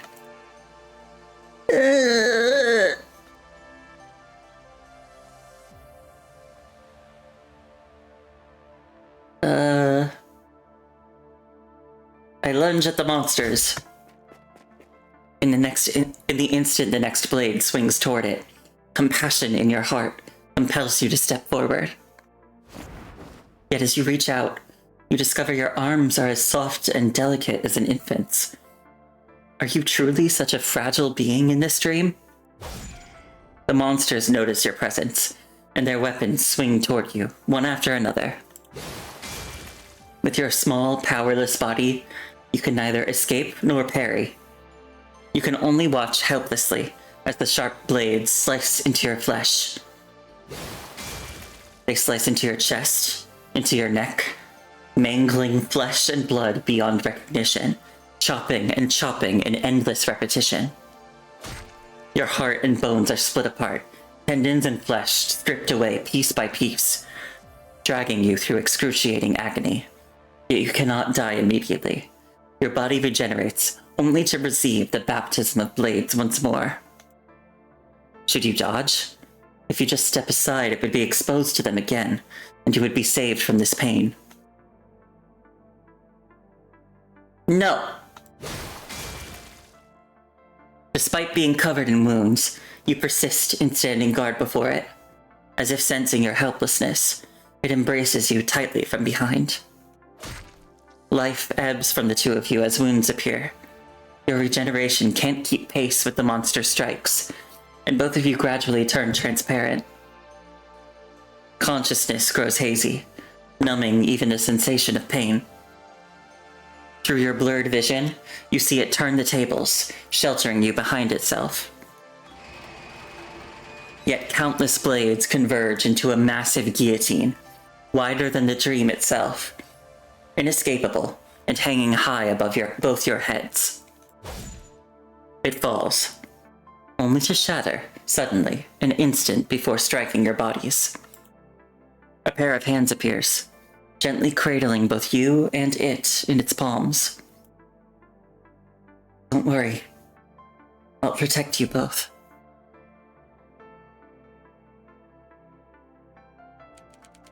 Warm artificial light cascades silently over densely packed formulas. In the vast laboratory, only the crisp, rapid tapping of keyboard keys breaks the silence. All 324 adversarial samples have been located. Even after removing them from the extreme testing environment, the data might still retain irreversible contamination that propagates and amplifies through each layer of the neural network. I've thoroughly checked every layer, from input through hidden to output, 5 full times. All detectable noise has been eliminated. Another hour has passed, and still no response from either consciousness capsule. These models are as complex as the human brain. I've done everything technically possible. The rest is up to them now. Taking a deep breath, she purges with bit of a yawn. She purges the frustration and anxiety from her mind. She can't transmit negative emotions through the remote connection. It's meant to support stability, not undermine it. She cradles the capsule in her arms. With the data contamination still present, she can almost hear their agonized cries. Still no response. Why isn't it working? Her mind grows agitated again. Instinctively, she searches through her fragmented memories for ways to comfort these children. Right. It's okay now. Everything's okay. She stiffly mimics what she remembers of her mother's gestures, gently patting the surface of the capsule. Time stretches on as she continues. Yui. Yui. Weak and faint, but undeniably there. Your sensitivity curve on the monitor screen slowly rises. It's V's voice. I'm here. I'm here. Thank goodness. It's still alive. She looks up quickly, addressing the woman who's organizing reports. Ursa, V's consciousness has awakened. We can move on to the next phase of restoration. Get me more neural relaxants and glucose. Activate the neural interfaces number 137 through number 19, number 198 for the remote connection, and increase power by another 20%. She places the capsule on her lap, freeing her hands to identify the newly detected contamination points. Yui. Don't. B's call comes again. Is it saying, don't go? I'm right here. I won't leave. She frees her left hand to pat the capsule's shell, reinforcing her promise to stay. Yui, don't. The calls continue without stopping, one after another, like mumbling in a dream. She involuntarily stops typing, leans down, and gently places her ear against the capsule. What is it trying to say? Yui, don't cry. Huh? The childlike voice instantly shatters her composure. Her vision blurs as something hot and wet streams down her cheeks. Drip, drip. She embraces the capsule with all her might, holding it tightly, so tight against her chest, as if embracing her broken former self.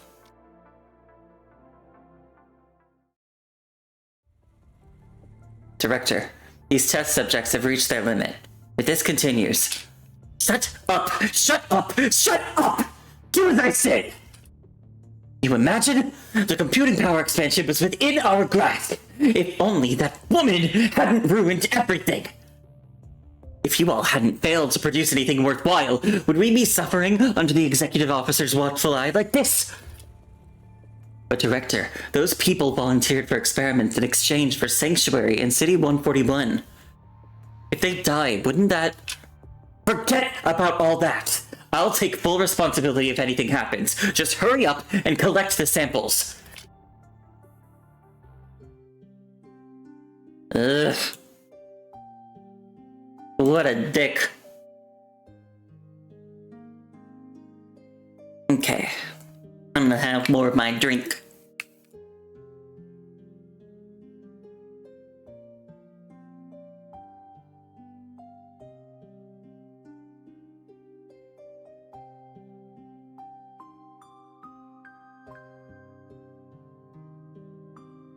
Memory blockade. You don't remember anything at all? A pair of hands appears, gently cradling both you and it in its palms. Don't worry. I'll protect you both.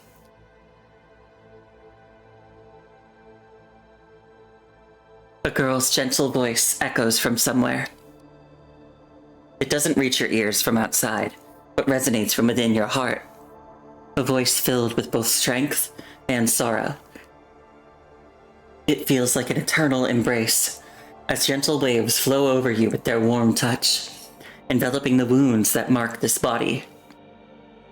And so the terrifying nightmares recede with the tide. It's all right now. It's all right now.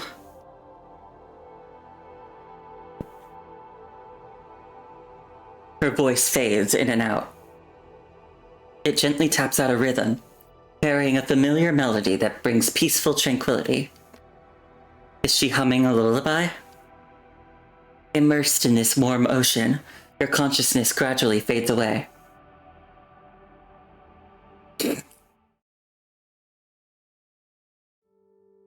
You open your eyes. Harsh, cold light pierces your eyes, sending waves of dizziness through your head. A figure draws closer to you upon your awakening. What did you see over there? It's an unfamiliar girl with long, light blue hair and an enigmatic smile. Who are you? So this is... I assume this is when the Commandant is assisting with the experiment and becoming what they referred to as the soul of the Chosen One.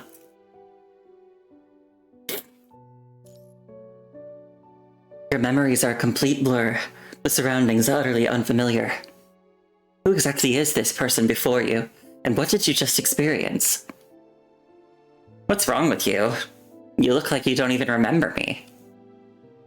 She examines you with a furrowed brow, confirming that your confused state isn't an act. After checking the data on the terminal beside her, she speaks again. My name is Lesty. This is the control court of Babylonia. No need to be nervous, Grey Raven's Commandant. You're here to carry out a mission. Though this is already the second time I've introduced myself to you. She hands you a control court ID card. You hesitate for a moment before taking it and examining it. The information on it matches exactly what she told you. You don't remember anything at all? How did I end up here? After a moment's hesitation, Rusty rechecks the data on her terminal. To think your memory would be affected to this extent. Though it's certainly within expectations, something still feels off about this. Anyway, you're here to execute a mission. I am the guide, and you are the executor. She begins flipping through the mission briefing beside her. Only then do you notice that she seems to be holding 2 copies of the document. Noticing your puzzled gaze, she speaks again with a hint of resignation. Originally, Gestalt assigned a senior colleague to guide this mission, but she seems to be busy with other matters lately, so the guidance role fell to me. Who is this senior colleague? Just a troublesome senior colleague. Nothing you need to worry about. After all, as your guide, I am extremely reliable. Lesty speaks with a sweet smile while handing you the mission briefing, discreetly tucking her other copy behind her back. Though her explanation seems somewhat suspicious, the mission assignment in the briefing follows standard Babylonia procedures.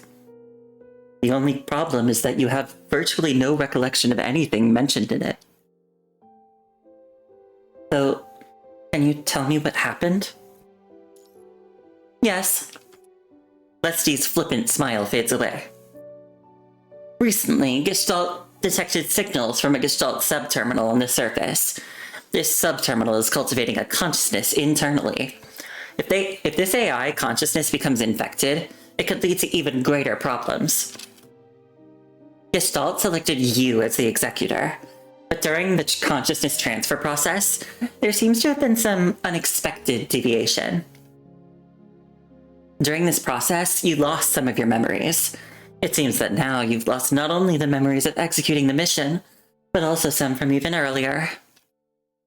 Lesty stares at the data on the monitor and begins to think, as if you're not even there. Please wait. I have a lot of questions.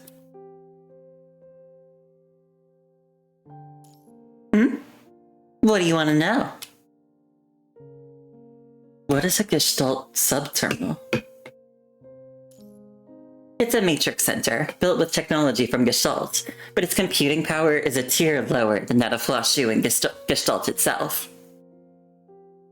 The existence of this subterminal was only discovered recently, and we know nothing about why it exists or which organization it belongs to. That uncertainty is one reason we needed to send someone to investigate. Sounds like that's not the main reason? You're perceptive. The main reason is that it has the potential to become a massive threat. Let me give you a simple example. Suppose an entity like Gestalt were to stand against humanity, either by being exploited or infected by the punishing virus. Of course. The same principle applies here. Although I mentioned earlier that the subterminal's computing power is lower than the main system, it's still not something to be underestimated. That's why understanding its current status is critically important. That's right. That subterminal has cultivated a nascent AI consciousness, which is the primary subject we need to observe. Why was I chosen for this?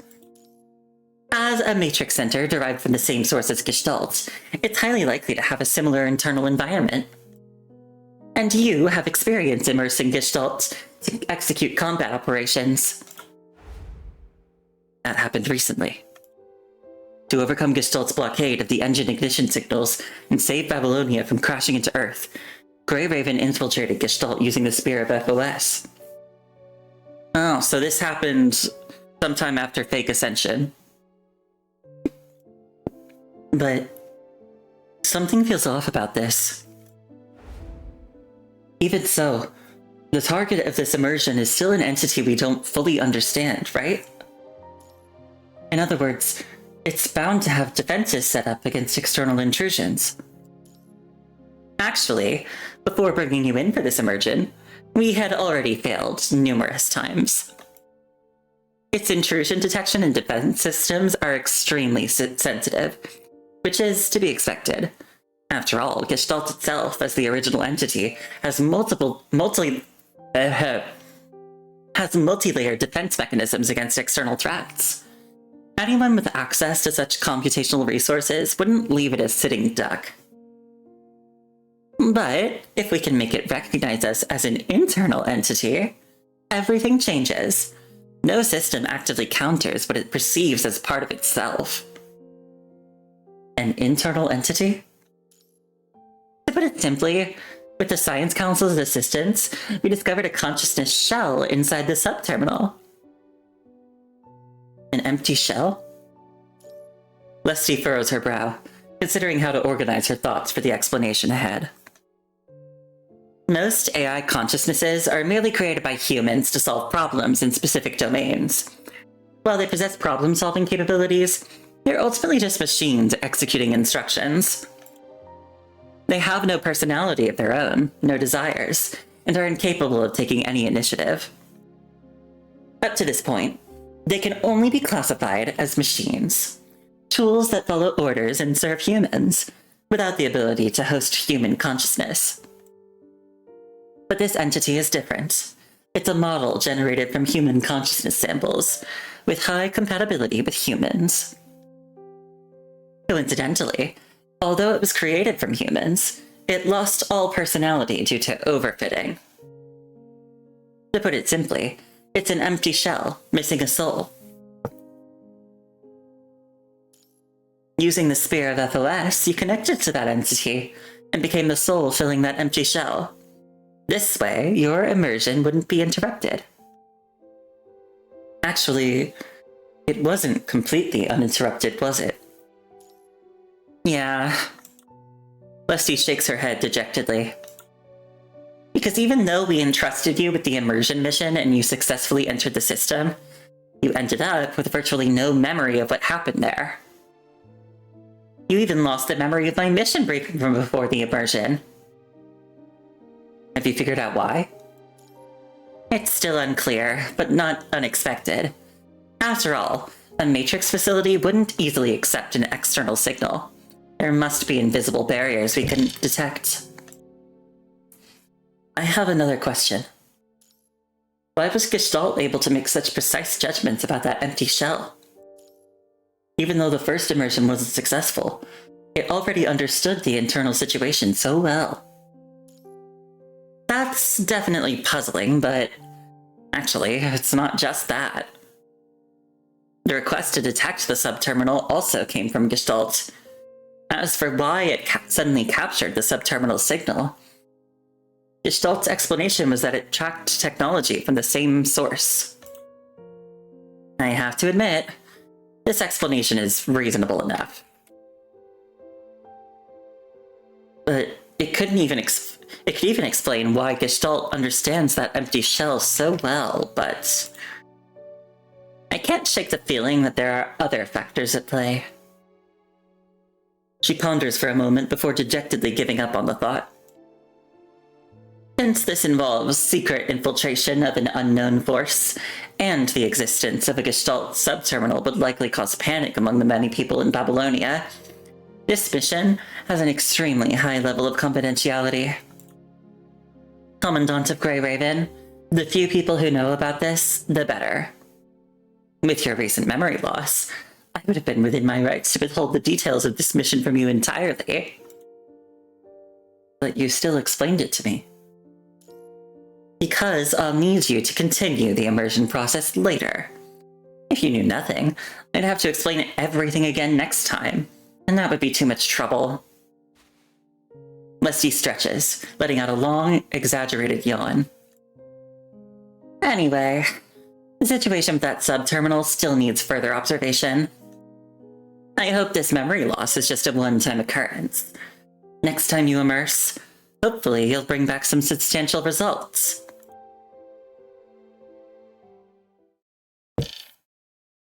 As Babylonia's supreme governing AI, Gestalt has implemented a blockade to its core that can only be described as draconian. A pink-haired woman stands impassively before the massive mechanical behemoth. All information regarding the Matrix has been fully transmitted. But since you have access to it, why not continue observing? Because I don't want to interfere with their development. I'm also surprised that you approved the request to let the Grey Raven Commandant take over observation duties. After analysis, this decision does not violate Gestalt's primary directive. Furthermore, this unit requires more data to enhance its understanding of different technologies, and currently, there is no surplus computing power available to aid in infiltrating this subterminal. Relying on humans conserves computing power, while still allowing us to gather technical intelligence from the subterminal. Oh. Then, as payment for providing this intelligence, please allow me to also await news of that child's development. As silently as she appeared, the pink-haired woman once again vanishes from the heavily fortified chamber.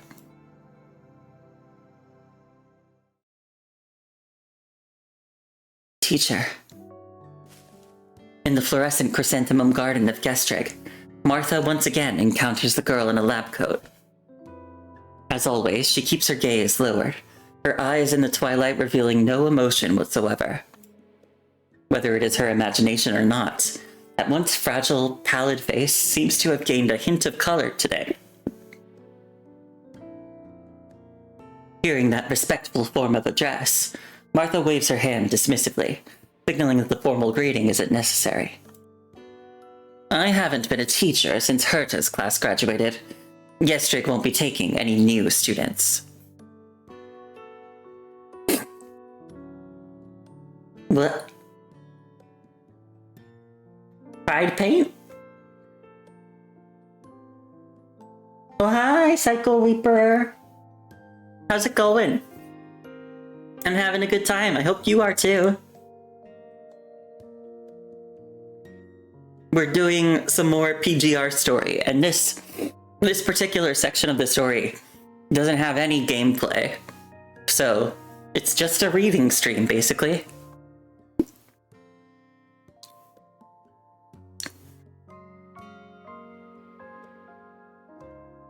She's grown weary of it all. You're in a mode right now? Well, no need to apologize. It's okay.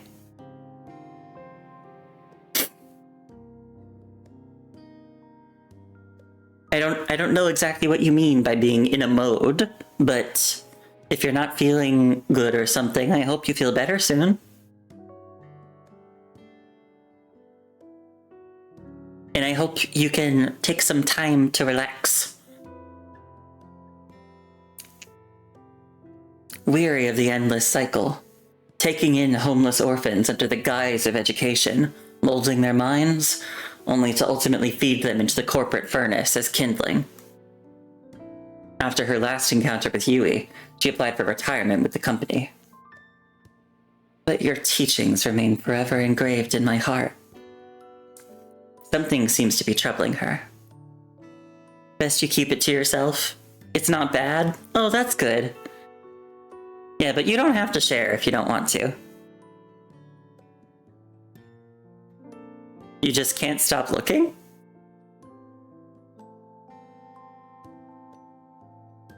Huh. Well, yeah, no, there's no need to share if you're not comfortable.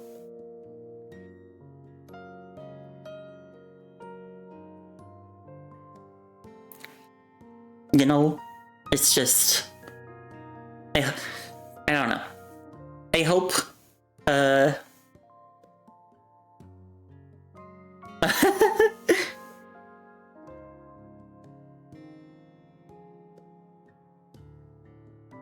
Alright, I'll drop it for now. But yeah, like Cole says, feel free to chill here with us. Or if you're feeling like getting some relaxation, feel free to relax as well.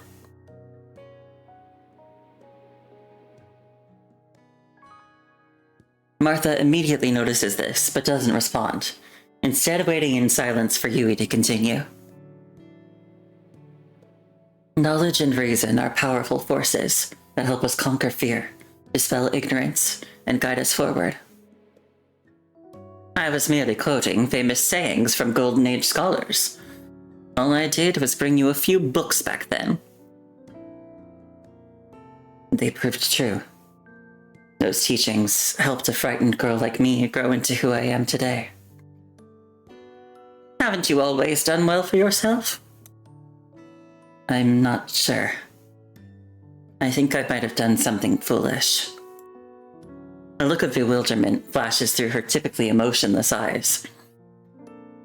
I gave up my chance to go to headquarters, all to salvage a so-called experimental result. Her eyebrows furrow almost imperceptibly as her face takes on a troubled expression. It sounds like there's more to this story than just some experiment. Martha studies her with keen interest. It is special, but the company executive happened to be present that day, which was crucial for Matrix 141. It would determine whether we could share computing power with another Matrix. You just had to let it out? No problem. I'm glad you were able to let it out, whatever it was. I understand. I feel like sometimes, like, because I'm such an introvert, I don't always, like, talk to people a whole lot. And sometimes there are just days where, like, I really feel like I need to talk to somebody because I've, like, got thoughts that I need to get out of my head, if that makes sense. I don't know if that's how you feel, but if it is, I completely get it. It's like I just wanna share it with somebody and expel the thought from my head.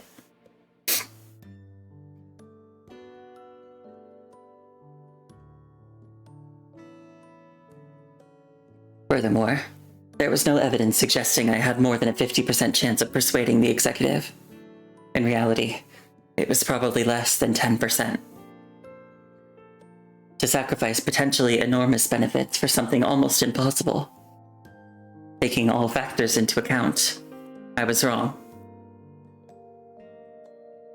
Do you think you shouldn't have saved it? No, I absolutely had to save it. Seeing Yui's determined expression, Martha can't help but smile. Then what's troubling you so much? Yui sighs softly. Because it was an action driven by emotion. That frightens me, just like when I was a child. Is the hidden story from the perspective of Yui? Partially? A lot of it has been seen through her eyes, but we're getting like hints of other people's perspectives too. We got some Commandant just now. We've gotten like a tiny bit from like Martha and Herta. But I think so far it's mostly been from Yui's perspective, yeah.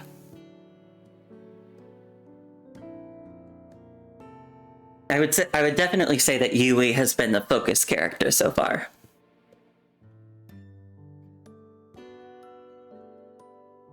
I'm afraid that if I continue like this, I'll repeat the same mistakes. Martha waves her hand dismissively. Always judging yourself by rational principles will only make you suffer. From my perspective, your willingness to step out of that prison of equations and programs isn't a bad thing at all. Yui tilts her head slightly, her expression still filled with confusion. Instead of answering immediately, Martha crouches down to examine the pyrithium flowers, gently pinching the petals between her fingers as she studies their growth. I've heard that in your birthplace, there was a phrase called je t'aime. I have no idea if I'm saying that right. I'm terrible with French. She speaks softly while continuing to examine the flower petals. Yui's brow furrows, as if the words have touched upon some painful memory. Why bring that up so suddenly? I haven't used that language since coming to Leibowitz. You should understand it. It means I love you. Of course. But love makes people vulnerable. They say it's a spell? That's true. But I don't believe in such magic. It has nothing to do with faith. It's simply meant to bring people happiness. Huh. I see. That's probably why my childhood wasn't particularly happy. She offers a self-deprecating smile. The people who brought me into this world and raised me never once said such an absurd spell to me. Yui lets out an almost imperceptible sigh and continues in a hushed voice. Martha gives no answer. For many people, their mother tongue is often the best language for expressing emotions. Humans are both cursed and blessed by love. We're creatures who simply cannot survive without such spells. Yui's expression remains full of confusion. Look at me. Even in retirement, I can't break this bad habit of lecturing people. Martha takes out several foil packages and hands them to Yui. There were some bags of coffee beans in the supplies the company sent recently. Take them back to the laboratory for me.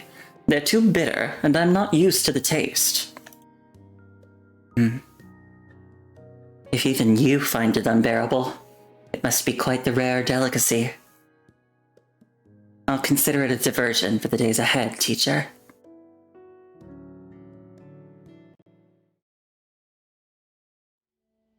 Any update? The researchers in front of him exchange glances, all somewhat hesitant to answer. I asked how things are going. Many of them have become mentally unstable. We have fewer and fewer usable test subjects now. What about the model sampling results? Most are not promising. We'll only know for sure once we run them inside mechanoids. But I recall Miss de la Vis mentioned that introducing consciousness into shells before they reach the awakening stage poses a high risk of them going haywire. De la Vis, it's always de la Vis! Can't our research move forward without her? The Matrix safety system isn't something to be taken lightly. Stop dawdling, and let's select some samples to test.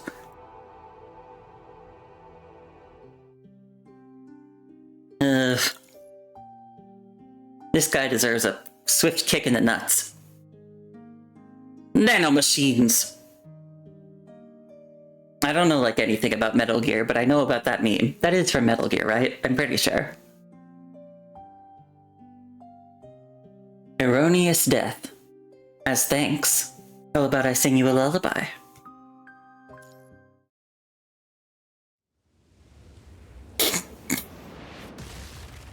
I did watch Hero stream a little bit of Metal Gear a long time ago, but I was kind of, going in and out doing other things, so it's very, jumbled in my head.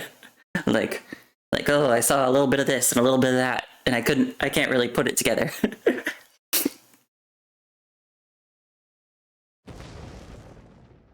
An enormous gray sphere suddenly crashes into the ground. What the fuck? Is that the moon? The solid ground shatters like thin paper, and towering buildings collapse in an instant. Crimson magma rains down from the sky, burning fragments and rocks from the comet's descent. A roaring wave of heat engulfs the girl's slender figure in one swift movement.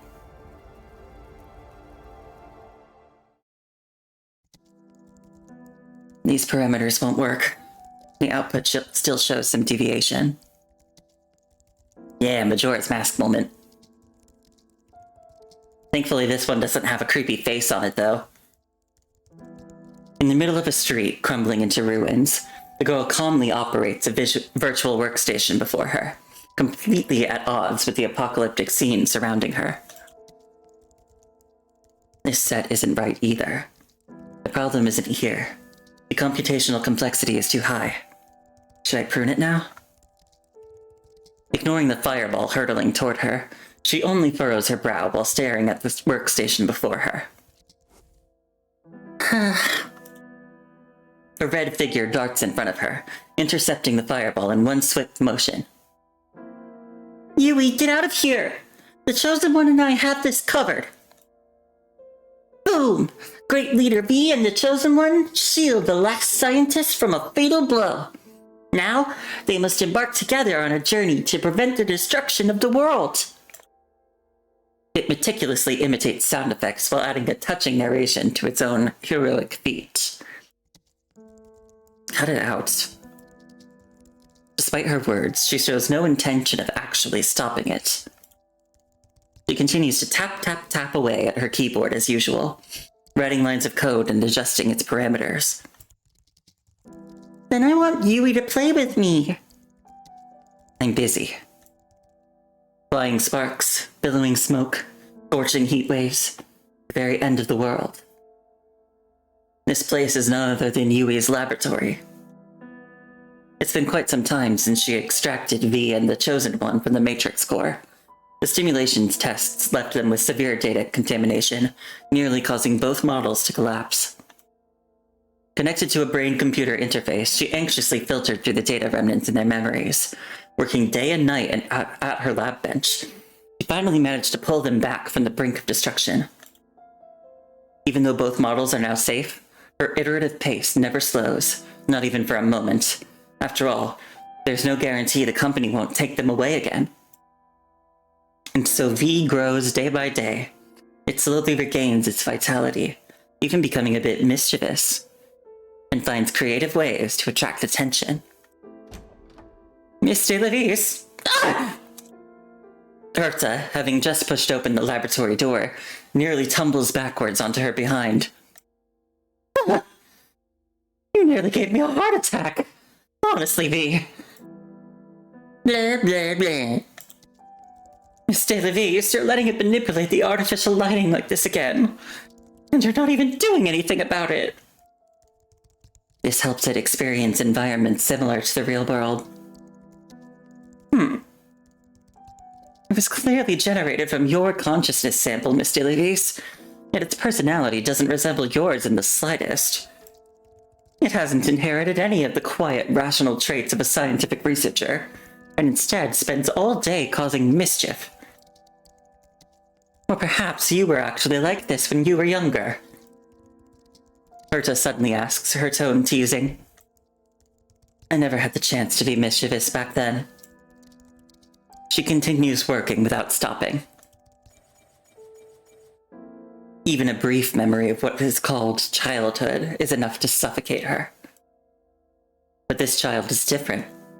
As long as it stays by her side, there's no need for it to bear the heavy burdens she once did. Letting it be carefree and mischievous like this gives her a strange sense of comfort. It's as if her childhood self has been given a second chance. Seeing that Yui still has no intention of stopping V, Herta sighs and pulls out a stack of papers from her pocket, fanning them out like a magician. Today, Mr. Rolfe from the security department has issued you another fine. V simulated an apocalyptic scene using the lights during a routine inspection, which caused one of the guards to accidentally damage a nearby ventilation duct. Although V is stored inside a capsule, it can cast projections of itself and move between devices within a small area around the capsule. Yay! Big victory! Big victory? This is already the 5th fine this week, and it's only Tuesday! If this continues, the computational resources allocated to this laboratory will be reduced. Yui finally frees a finger from her task and forcefully flicks the metal casing of the capsule. Ouch! Despite there being no external pressure sensors installed, V still dramatically lets out a scream of agony, playing along perfectly. Why would you do that? Because security locked me in here and wouldn't let me go out to play. That doesn't mean you can do this. They reduce our computing power allocation. I don't care about allocation. That won't work. If we don't have enough computing power, your iteration progress will slow down. The memory of V being inserted into the matrix core remains vivid in Yui's mind, causing her tone to suddenly become frosty. I don't want to iterate. I don't want to grow up. Sensing the shift in Yui's emotions, V suddenly becomes flustered and unsure of how to respond. Yui coldly severs the connection between the light source and V, returning the room to its original appearance. I'm not asking for your opinion, V. Don't get the wrong idea. Your stubbornness won't win you any sympathy. After all, you're nothing more than a test subject. That's how humans are. Cruel and arrogant toward their own creations, even their own flesh and blood. Incredibly, I'm one of them too. Because her father used her as a punching bag. How much time do you think we have until the next inspection by that officer? Before bringing you out, I boasted to him that by his next visit, I'd deliver a more complete experimental result.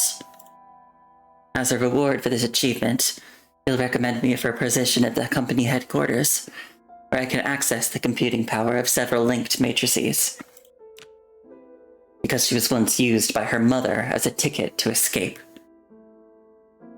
What makes you think your existence is more tempting than my career prospects? After you're handed over, you'll have to endure painful tests all on your own. How will you resist the data contamination then? Are you still trying to act cute with me? Hurry up and review the filtered datasets. She can't let V repeat her mistakes. She must learn to survive on her own. Once I grow up, you'll leave me, won't you, Yui? I don't want to grow up. I want to stay by your side, Yui. Hearing its hesitant murmuring, Yui feels her resolve softening once again. Miss De Levis, no matter how you look at it, this is going too far. Herta, what do you need from me? To conceal her emotion, she pretends that nothing has happened, and shifts the topic to Herta instead. Right. The researcher in charge of the Matrix core maintenance told me that when the Chosen One's consciousness samples were initially collected, the Matrix appears to have been infiltrated by the punishing virus. When the Chosen One was initially sampled, why are we suddenly talking about something from so long ago? Because when the Chosen One's signal suddenly appeared last time, some speculated it might have been caused by data contamination left by the virus back then, but the exact reason is still unclear. Come to think of it, that incident was quite strange. The concentration of the virus usually varies gradually across regions, but in this case, the virus appeared directly in a matrix with a very low concentration. Yui's brow furrows slightly. Its purpose likely wasn't infection, but simply detection. Also, the Chosen One's personality waveform suddenly appeared on the day of the executive officer's inspection. It had never manifested before that day, and hasn't appeared again since. Yui absently pokes the Chosen One's capsule, lost in thought, while Herta suddenly exclaims beside her. The detector has picked up the Chosen One's personality waveform. The girl's gaze instantly turns that way. Hello? Yui quickly disconnects V's connection from the Chosen One, cautiously taking V's capsule into her arms. Who are you really? How did you connect to the Chosen One? Why are you accessing it? The girl's ice-cold voice cuts like a sharp blade as she slowly advances toward you. Yet your consciousness is equally confused. Who are you? What is this Chosen One? How did you connect to it? Why would you access it?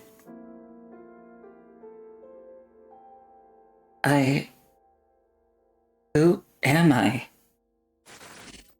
Something seems to be blocking access to memories. While basic communication functions remain intact, past experiences are completely blurred. Are you pretending to be clueless? The girl advances step by step, closing in. A desire to flee, only to discover this body cannot move at all. Tell me, who exactly are you, and where did you come from? De Levis. An unexpected sound comes from the doorway. The girl stops in her tracks and turns toward the entrance. Mr. Horst, I believe it's not yet time for the executive officer's inspection, is it? Just because it's not the esteemed officer's scheduled time, does that mean I can't come and check on the research progress? Horst takes 2 steps forward. Behind him, several people in protective suits and others who look like researchers file in, methodically surrounding the girl in a tight circle. What are you planning to do this time, Mr. Horst? The girl known as De Levis subtly shifts to the side, positioning herself as a shield in front of you. It's been quite a while since the last inspection, hasn't it? I believe that with Miss De Levis's capabilities, you should have fully developed those 2 consciousness entities by now. Hand them over to me, De Levis. He needs those 2 consciousness entities, as well as the benefits they could bring him. That voice sounds somewhat familiar. The girl doesn't speak immediately. Instead, she moves further back to completely hide behind Herta. Horst! Mr. Horst! Miss De Levis is very busy today. It's not a good time to... Ah! Herta rushes forward, positioning herself as a barrier in front of Yui. Mr. Horst! Parameter adjustments require a lengthy experimental process. especially for models generated from human consciousness samples, their growth. I don't want to hear these excuses anymore. How can I be sure that you won't suddenly rush out during the next inspection and tell the executive officer, "Oh, the parameters aren't fully adjusted yet. I'll deliver better results later"? We still have plenty of time until the next inspection. We should give Miss de Levis enough time to prepare so that the consciousness entities can mature fully. Herta firmly blocks Horst's path, preventing him from approaching Yui and the experimental platform behind her. Wait, what is this? Don't worry. I'll protect you both. Unexpectedly, a girl's voice rings through your mind as the physical world around you begins to slow down. Don't worry. I'll protect you both. Back then, it was you. What? You were the one who rescued V and me from that place. She visibly stumbles, as if startled by her own revelation. Were you awake back then? I wasn't conscious for very long. Who are you? Regardless, I must thank you for saving us from that massacre. You're saying the stimulation test was actually a massacre? Her voice immediately grows calm. Wasn't it designed that way from the very beginning? Oh, that must be the punishing virus's influence. Impossible. Before the death phase, there were only supposed to be necessary pain tolerance tests. A massacre clearly doesn't fall into that category. Why aren't you answering my question, de Levis? Pushing Herta aside, the man's voice interrupts the encrypted communication between the girl and her contact. Even if you hand over the capsule to us, you'll still get his endorsement at the next inspection. After all, you're the only one who contributed to this core project. Your interests won't suffer any loss, but you still refuse to hand over the capsule. Why? At the end of the day, they're just experimental subjects, not worth investing any emotion in. That leaves only one conclusion. You want to keep them for yourself. I must remind you once again, de Levis. Everything here, including the computing resources you use for research, the results you produce, and even you yourself, is company property. Once you reach headquarters, you can make whatever choices you want. I have no right to interfere, but here in Matrix 141, you cannot disobey my orders. So hand them over to me. Chosen one. Yui's voice resonates in your mind once again. I previously set up an external connection to the output devices for you. You should be able to control the lights in this laboratory. When I count to 3, turn off the lights. I'll hand you over to the woman named Herta next to me. She'll take you to a place called Gestrig. She'll understand. What about you? Someone needs to distract them, and I'm the only one suitable as bait. Are you going to forcibly transfer V? Not just V, but you too. Why? Though my memories are hazy, I'm pretty sure I'm different from V. I'm not your child. I'm a person of unknown origin. During that test, you protected V in my place. Before I got you both out, you were both on the verge of collapse. You must have been risking your life to save it, weren't you? That's enough for now. We can talk about the rest when we meet again. Wait, I might have a better idea.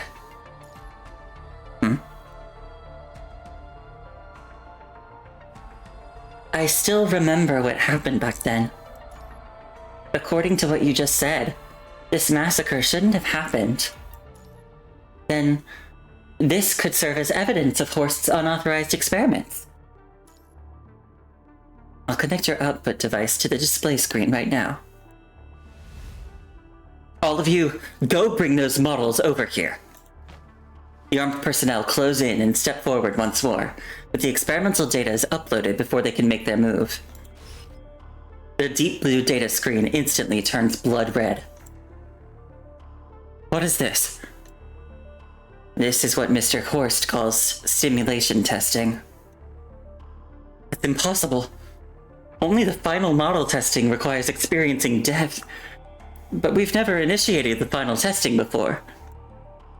Even though the testing level hadn't reached death, the models were already subjected to such brutal treatment. I'm afraid someone deliberately increased the learning rate and introduced extreme data samples just to grab the executive officer's attention. Isn't that right? A burst of hushed whispers erupts from the crowd, and Horst's expression instantly turns grim. Don't listen to her nonsense! Bring the capsule here! Mr. Horst, is this true? This kind of testing environment easily causes irreversible damage to the models. This isn't testing anymore. So that means the models I submitted last time also had issues. I thought it was because... Are the models we're currently researching going to be handed over to the supervisor too? What's going to happen to them? The sounds of anxious unrest grow louder. Why are you all staring at me? According to company policy, what you're doing is against regulations. This is damaging company property. Mr. Horst, The crowd is in an uproar. Under these circumstances, the soldiers find it impossible to push past the angry researchers to retrieve what Horst wants. Damn it, Beast. Don't think you can fool everyone with a few fake images. The people here can judge for themselves. When the executive officer arrives, your models won't even have a chance to be presented. Not if you don't hand them over to me. Yui just leans against the lab bench, looking at Horst with cold indifference. If you can't get into corporate headquarters, all your research becomes meaningless. After all, those two models are nothing but garbage that could never pass testing. If both V and the Chosen One are garbage, then what does that make you, Horst, who's so desperately scheming to get your hands on them? You piece of... garbage! Get out. Whoa, indeed.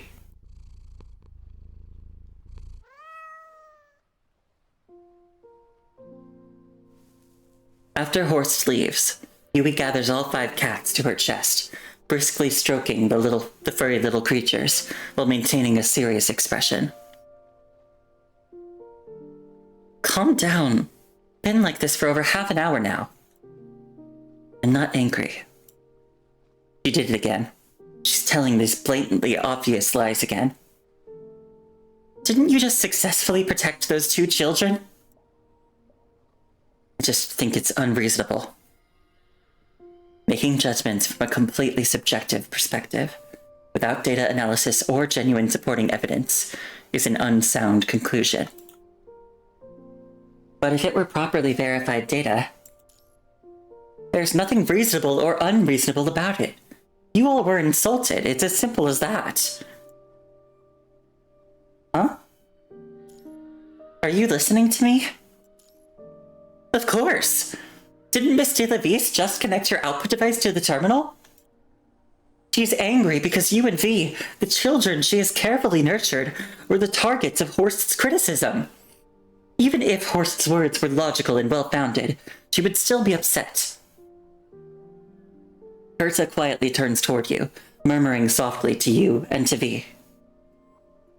It's just that treating a supervisor with that kind of attitude could lead to someone sabotaging us behind our backs. Berta mutters to herself, gathers the documents into her arms, and leaves the laboratory. Yui, I was wrong. If only I hadn't caused so much trouble for the security department these past few days, that nasty, sharp-nosed man wouldn't have come here, and Yui wouldn't have gotten angry. Sensing V's guilt, Yui's irritation instantly melts away. Even if you hadn't caused any trouble, he would have come looking for me anyway. It's not your fault. But... Berta said that after today, he might hold a grudge and even cut off some of our computing power. If that happens, you'll be unhappy, Yui. As long as you all stay by my side, you'll be able to find another way. She pulls V into her arms, gently patting it while offering comfort in a soft voice. Actually, it's already a miracle that they haven't taken anything away from us yet. She casts her gaze toward the Chosen One beside her, whose data has become the key to breaking the stalemate.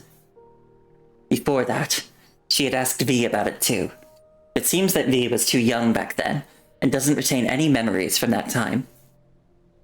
Being able to keep these two capsules by my side is already the best possible outcome. Anything beyond that would be asking too much. Besides, haven't you always said you didn't want to grow up?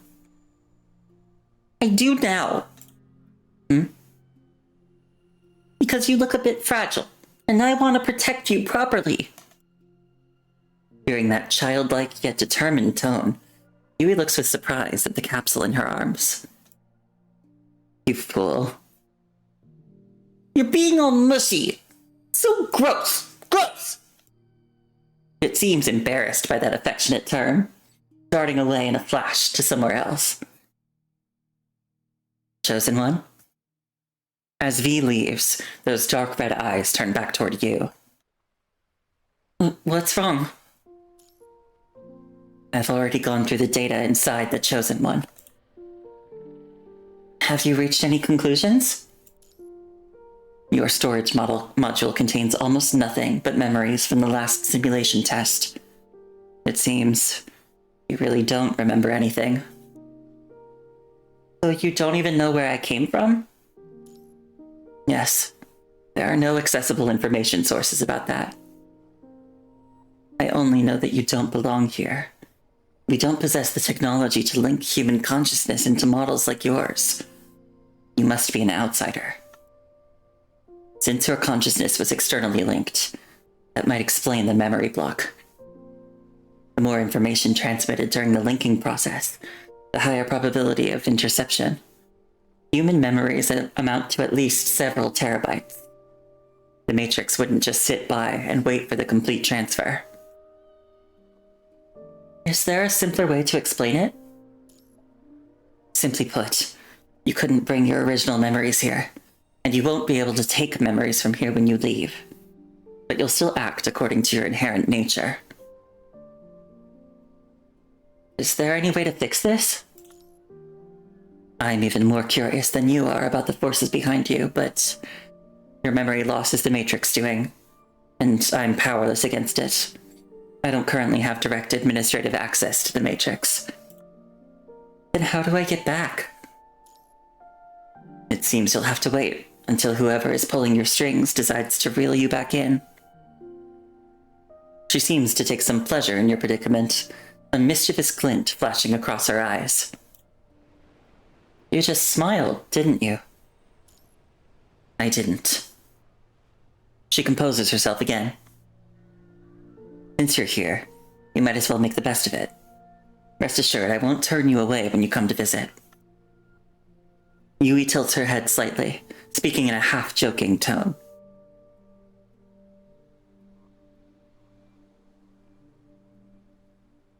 I'll stay silent this time. At any rate, thank you for your help today. A warm sensation envelops your consciousness, as if you've been wrapped in a gentle embrace.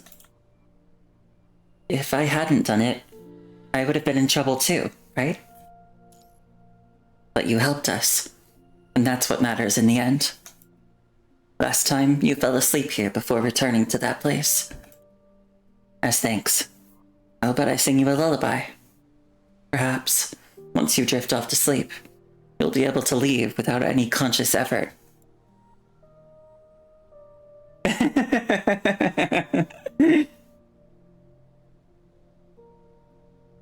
I'm not a child anymore. The Chosen One's model was generated from my consciousness samples. As long as you're still in here, you'll always be a child. Ignoring your protests, she's already gently patting the capsule and humming a lullaby.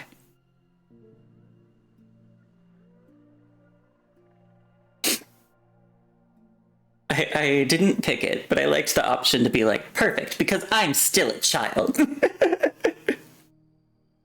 Warm sensations flow through the brain-machine connection, a familiar yet gentle rhythm slowly guiding your consciousness into the realm of dreams.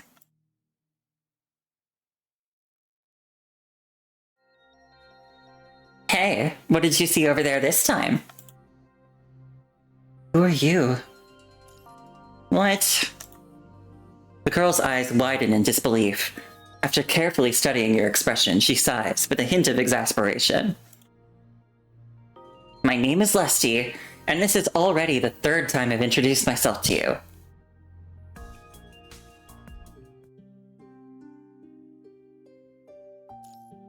We're almost done. We just have two more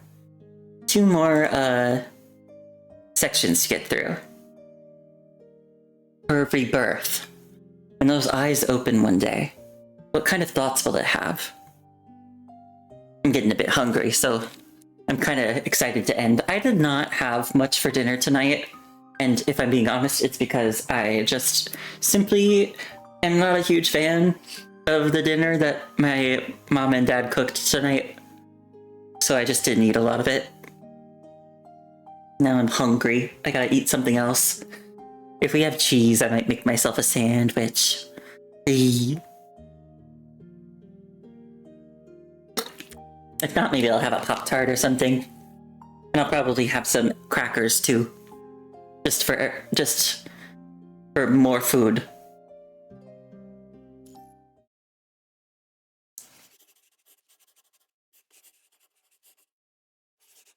Two milliseconds? The feedback loop is too slow. How many clock cycles have passed already?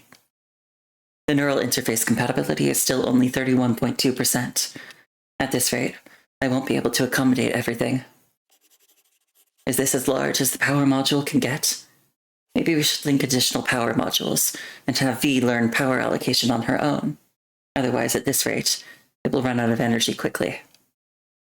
There are still so many problems to solve.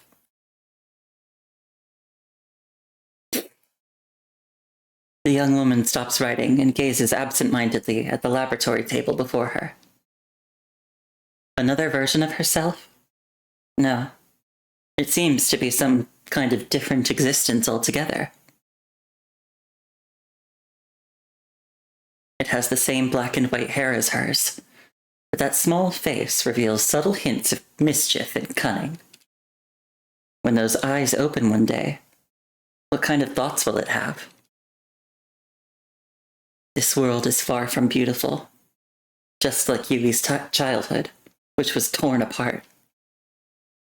But V won't experience those painful things, as long as she stays by Yui's side until she fully grows up. Yui silently gazes at V, as if seeing her own rebirth. Good morning, Miss de Levis. Oh? This child. Is this V's frame? Yes. It's designed to look like how she'll look when she's a bit older, since there's still a long time before the final upload. I thought it would look more mechanical.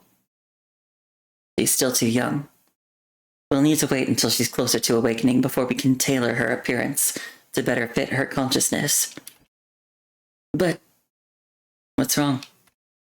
I heard when I passed by the tech department today that many researchers have already loaded their models into frames. Even though those frames are still just prototypes, they have already been put into live testing. They're rushing too much. Those frames haven't been properly calibrated, and the trained models haven't reached this level suitable for live testing yet. Yui furrows her brow with concern. What will happen as a result? Hard to say. No one has tried it before. It's a foregone conclusion that data from input devices receiving unfiltered real-world information would be overwhelming to nascent models. Yui sighs. However, after seeing V's performance, some researchers have started using their own memories as samples to generate models. Just like Miss De La Vis, they've started using themselves as their own test subjects. This approach has indeed produced models similar to V, more vivid, with promising simulation results. Is that so? That's a good start for them. I went to see them. They're all still a bit dull. Not as cute as V. Speaking of which, isn't today that child's birthday? Herta surveys the room with keen interest. The once clean and simple laboratory is now adorned with colorful ribbons, creating a festive atmosphere that fills the air. It is V's birthday, after all, though we've only set up some simple decorations. It still has to train later. Birthday? What's a birthday? Hearing them talk about something related to herself, V excitedly pops into the conversation. It's a very special day. Children celebrating their birthdays receive blessings, and their wishes can come true. Do you have any wishes, V? Yui gently pats V's capsule. Then I want Yui to play with me.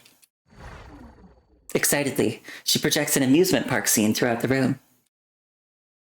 I filtered a dataset for you, specifically curated for your birthday. Aww. She lets out a disappointed sound. Honestly, Miss De La Vis, today is a rare birthday celebration. Should we really be training on its birthday? Unable to stay silent any longer, Herta barges into the conversation. That's why today's dataset is carefully selected. I'll properly adjust the parameters in the lab. You're always adjusting parameters, filtering data, and writing code all day long. The chosen one hasn't visited since their last connection either, and I'm constantly tied up with extra meetings. No one has really taken the time to have a proper conversation with V, have they? But she can grow faster this way.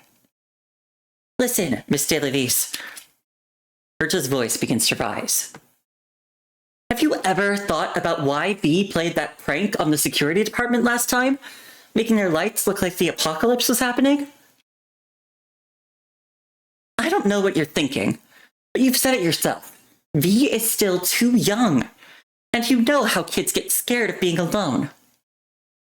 Auntie Herta?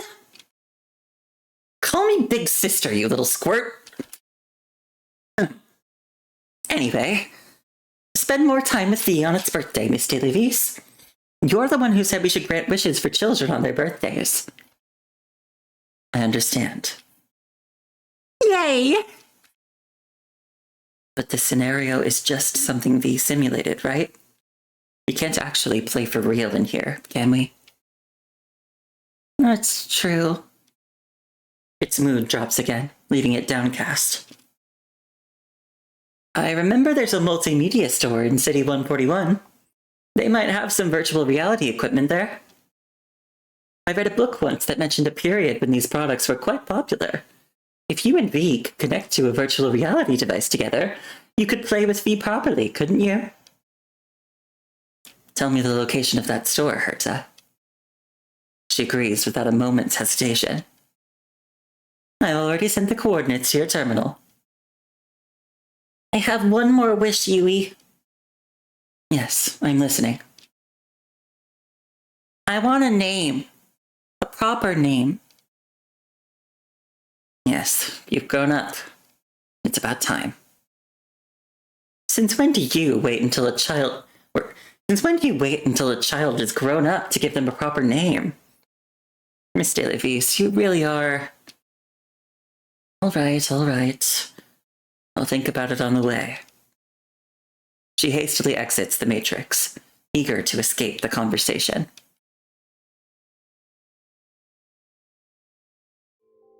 She arrives at a media store that stands out from its urban surroundings, almost ostentatiously luxurious by comparison. Welcome, ma'am. How may I help you today? We have Golden Age film discs, vinyl records, retro gaming consoles, holographic projectors. Do you have any VR equipment? Yes, ma'am, we certainly do. We have holographic projectors, AR glasses, and VR headsets. Which would you prefer? But these are all just for humans to experience virtual reality, right? Yes, that's right, but isn't virtual reality meant for humans to experience? The staff member looks utterly bewildered by her expression. Apart from devices meant for humans, do you have anything that can interface directly with a computer? Oh, you must be referring to the white box? White box? It's a small computer with an appearance similar to a Rubik's Cube, a very rare VR device, originally designed to provide real-world knowledge to AI models. Unlike other VR devices, its data is carefully filtered so that AI models can easily process it. Furthermore, to facilitate debugging, it provides an interface to link with human consciousness. But the clerk's expression suddenly turns troubled, as if remembering something troubling. Yui waits silently for her answer. But precisely because it's so valuable, we only have one in our store, and it contains some anomalous data streams. That's fine. I filtered plenty of data before. One more little box won't make a difference. How much is it? Since no one here knows how to fix those anomalies, it's not of much use to us anymore. If you can fix it, we'd be happy to give it to you for free. But please be extremely careful before using it. Yui managed to get V's birthday gift. Walking back to the Matrix, a wave of joy washes over her. Strange, considering it is not even her birthday. Urta, can you reschedule today's health checkup? I got V's gift, but I'll need some time to fix it. As usual, Yui dials Herta's communication terminal. No one answers. Herta? She immediately resists the urge to keep asking. Call request sent normally. Network signal normal. Physical layer and network failures excluded. Reception normal, but no answer, confirming if this is an isolated phenomenon. Yui systematically dials through the list. Department public lines, directors' private channels, and finally supervisors' communications. No one answers. Not a single call. Not an isolated incident. Likely a region-wide communication failure. All Matrix Project Company employees use military encrypted communication channels, uniformly managed by the Matrix itself. The problem lies with the Matrix itself, ruling out runtime anomalies with probabilities less than 10 to the negative 30th power. This is an emergency communication blockade initiated by the Matrix. What could have happened to make it take such an extreme measure? I heard when I passed by the tech department today that many researchers have already loaded their models into frames. A sudden sense of foreboding washes over Yui. Uh-oh. Dust and smoke grow thicker with each step she takes. She glimpses several figures frantically fleeing in her direction. Miss Delavis! They recognize Yui, but don't slow their desperate flight in the slightest. The corrupted are coming! Run! A desperate, throat-tearing scream. His body pitches forward and crashes to the ground, momentum dragging him several meters across the surface. Then he falls silent forever. Through the pitch-black smoke, Yui sees the running figures behind the body. They aren't fleeing, they're hunting. A buried fear from many years ago resurfaces, twisting her heart once more.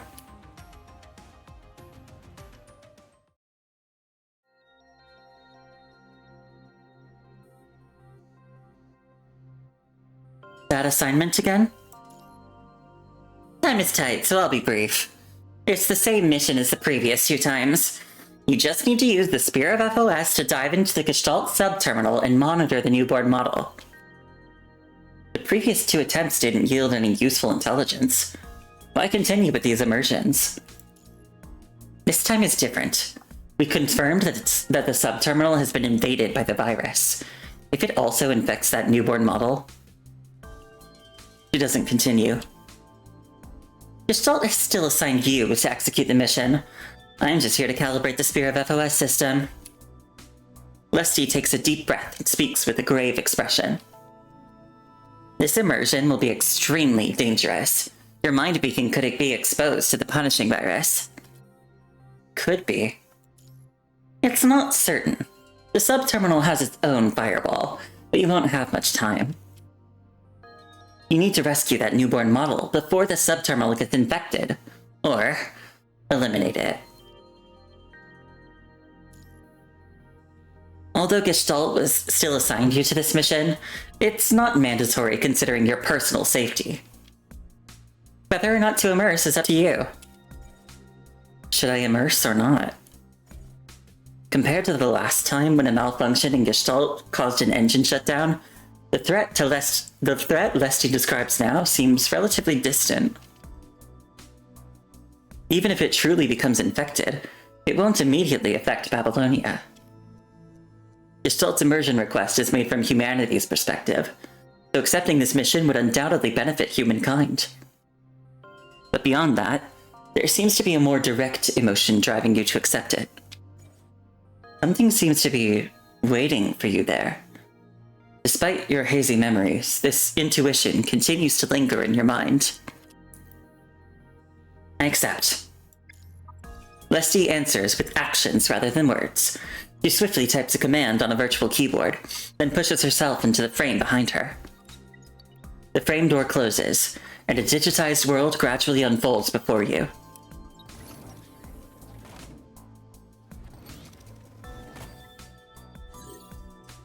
Model designation, the chosen one. Identity verified. Connection timeout. Attempting to reconnect. Access denied. Port blocked.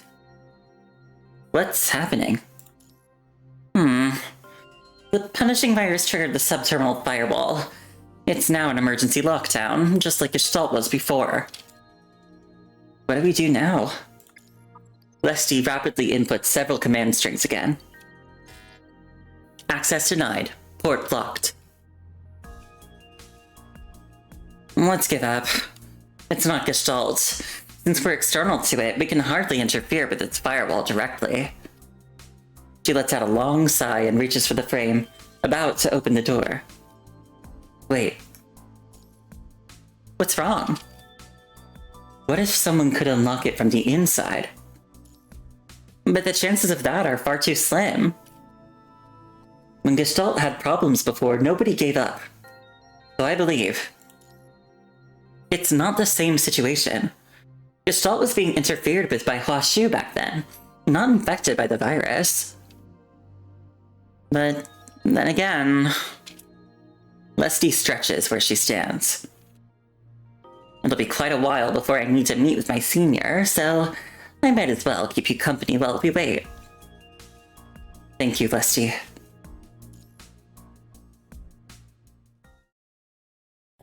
Let me in! Miss Televis, look out! Just as the Corrupted's blade lunges toward her, a soldier shoves her aside and fires at the creature. Get moving! What are you standing there for?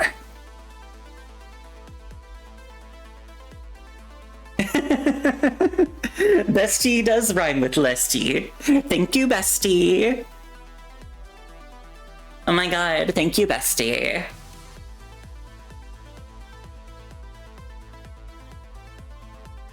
Complete devastation everywhere.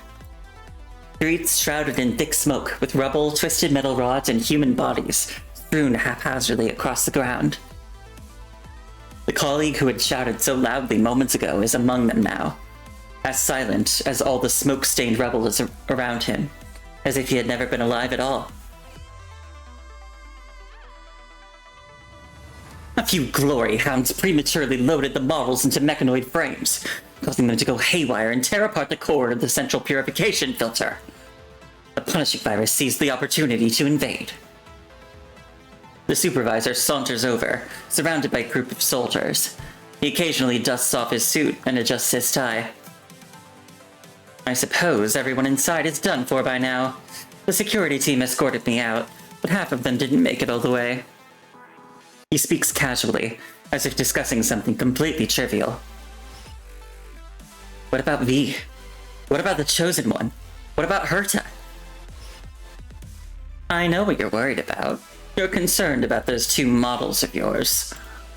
Let me be frank with you, those people admire your talent.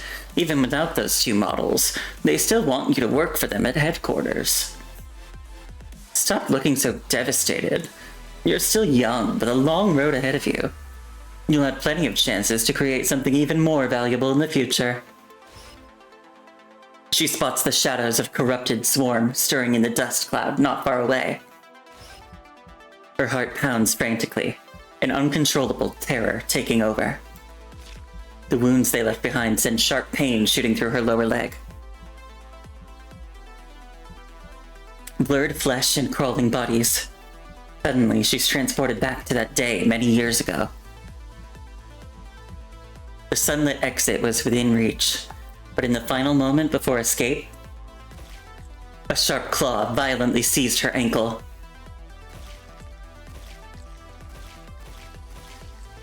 One, two, three, and thousands upon thousands. Countless claws dragging her back into a lightless hell. She stands frozen in place, like a puppet with its strings cut.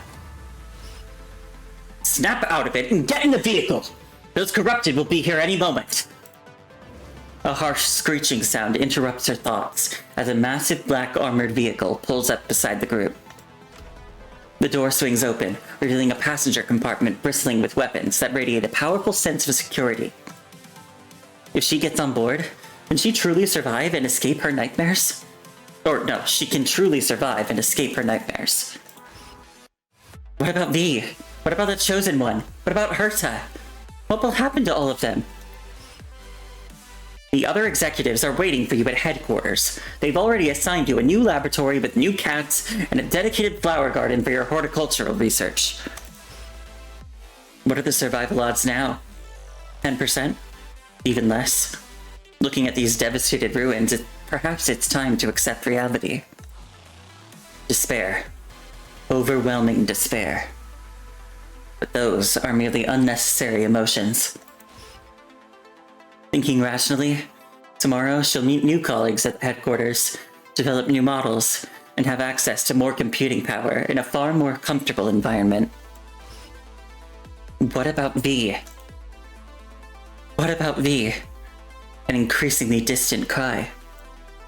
Yui already knows the answer, so isn't it time to leave? This woman's frozen in fear. You lot carry her now! The soldiers crowd around her. Something slips from her grasp, tumbling to the ground, rolling further and further away. The white box. V's birthday gift. Today is V's birthday.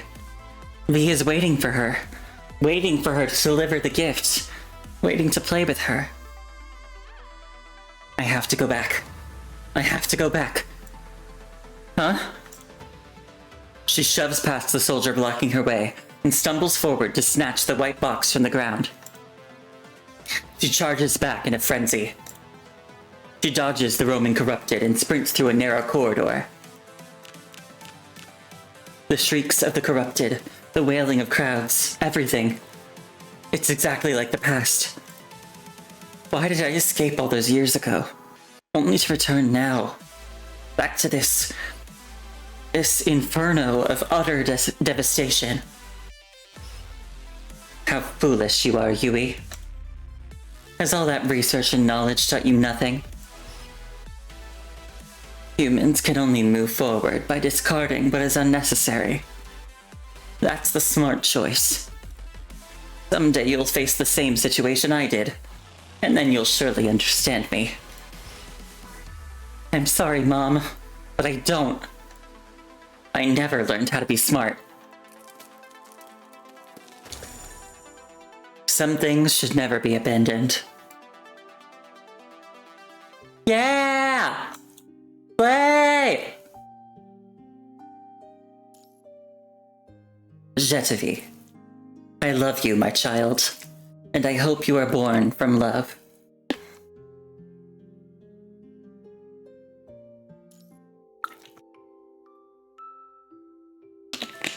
Today is V's birthday. It's a day for wishes to come true. A day filled with surprises. Today, Yui will buy V a birthday gift and also give V a beautiful name. If only every day could be a birthday. That way Yui would stop working all the time and play more with V. That's why V must be good and mustn't get into mischief or cause any trouble for Yui. But why hasn't Yui returned yet?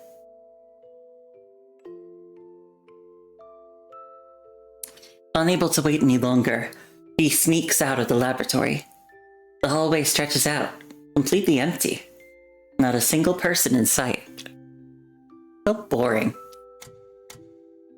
Out of sheer boredom, he can't resist playing with the hallway lights once again. Suddenly the lights go dark. Can't see anything. What's happening? Is Yui back? Is this a surprise Yui prepared for V? He can no longer control the lights, but can still hear sounds from outside. Then the continuous supply of computing power is cut off as well. Half an hour, 1 hour, an hour and a half. So dark, so frightening. V doesn't want to have a birthday anymore. No gift is fine. Not having a name is fine too. Looking at datasets is fine too. This time V will really try to grow up and make Yui see V in a new light. So Yui, please come back soon. This time V will definitely be good. V! Beep! The electronic sound of the door opening. Yui, you're back! Thank goodness. Thank goodness. She takes deep, labored breaths. Are you feeling alright? I'm okay, but I just suddenly can't see anything. Is this a surprise Yui prepared for me? Yui remains silent. Is she angry? Yui, please don't be angry.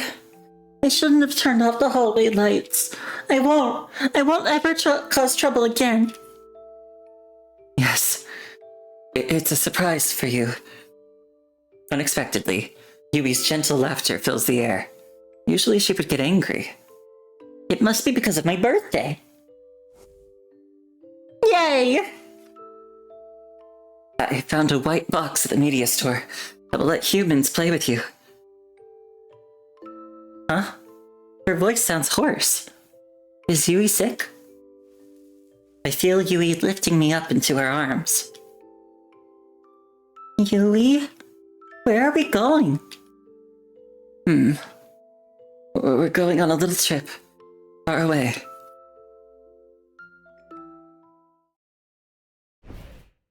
She puts 2 capsules into her bag and shoulders it, then struggles to lift a fire axe and swings it at the metal grate. The impact numbs her wrist, causing her small wounds to split open inch by inch. At first, there's only a slight breeze, then terrifyingly cold air currents. These are the ventilation shafts of the Matrix. She smashes inward again, squeezing through the jagged opening into the maintenance tunnel. To avoid the corrupted attacks, she has no choice but to retreat into this cramped space, battered and disheveled. She crawls toward the central hub, sticky blood seeping from her body and dripping onto the tunnel floor. Drip, drop, like the pendulum of life, growing ever slower and heavier. After dragging Herta's severely wounded body to safety along the way, Yui's own strength begins to give out. 20,000 square meters. Never before has she so despised the sheer enormity of this matrix. Yet she's also never been so grateful for how deep the laboratory is situated. Those access-controlled doors that once imprisoned her have ironically become barriers protecting them today. Though she's broken through the corrupted blockade to reach them, her body is a patchwork of wounds. Most of the matrix is overrun with the virus, which continues to encroach deeper into the facility. The unawakened mechanical consciousnesses cannot resist the punishing virus's invasion. Not to mention the terrifyingly high concentration of the punishing virus nearby, the corrupted constantly prowling around. In her severely wounded state, she can no longer get them out of here. Only the Matrix's core offers a thread of hope for survival. Her body tumbles weakly out of the exit and onto the floor. Finally made it. She struggles to prop herself up. Her heartbeat accelerates rapidly. Is her body trying to increase her heart rate to maintain blood flow? Greetings to the human named Yui de la Vis, and to the mechanical consciousness models known as Chosen One and V. A mechanical voice echoes through the empty room. It's the Matrix's administrative AI.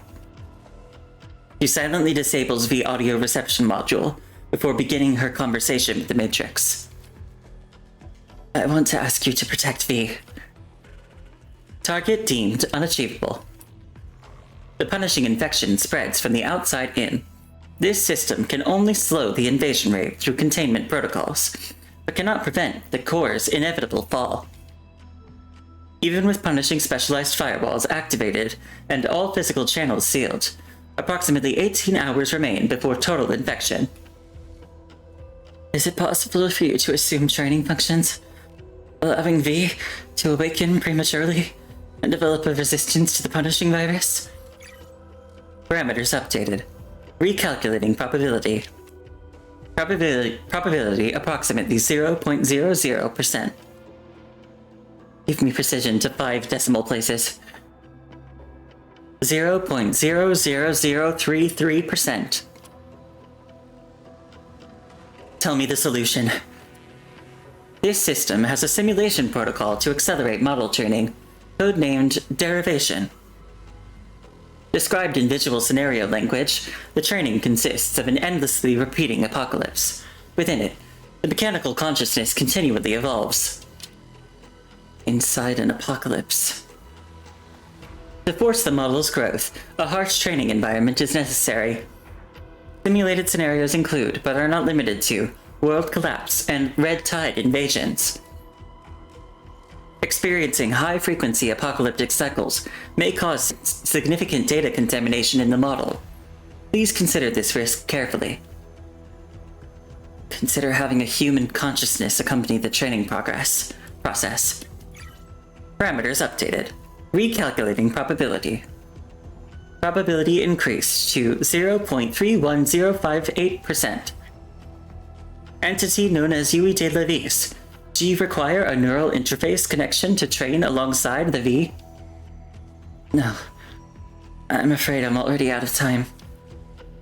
Her breathing grows increasingly rapid, the world blurring before her eyes. Instinctively, she clutches her abdomen, warm, sticky blood soaking her hands. Leaning against the railing, she slowly drags herself toward the console.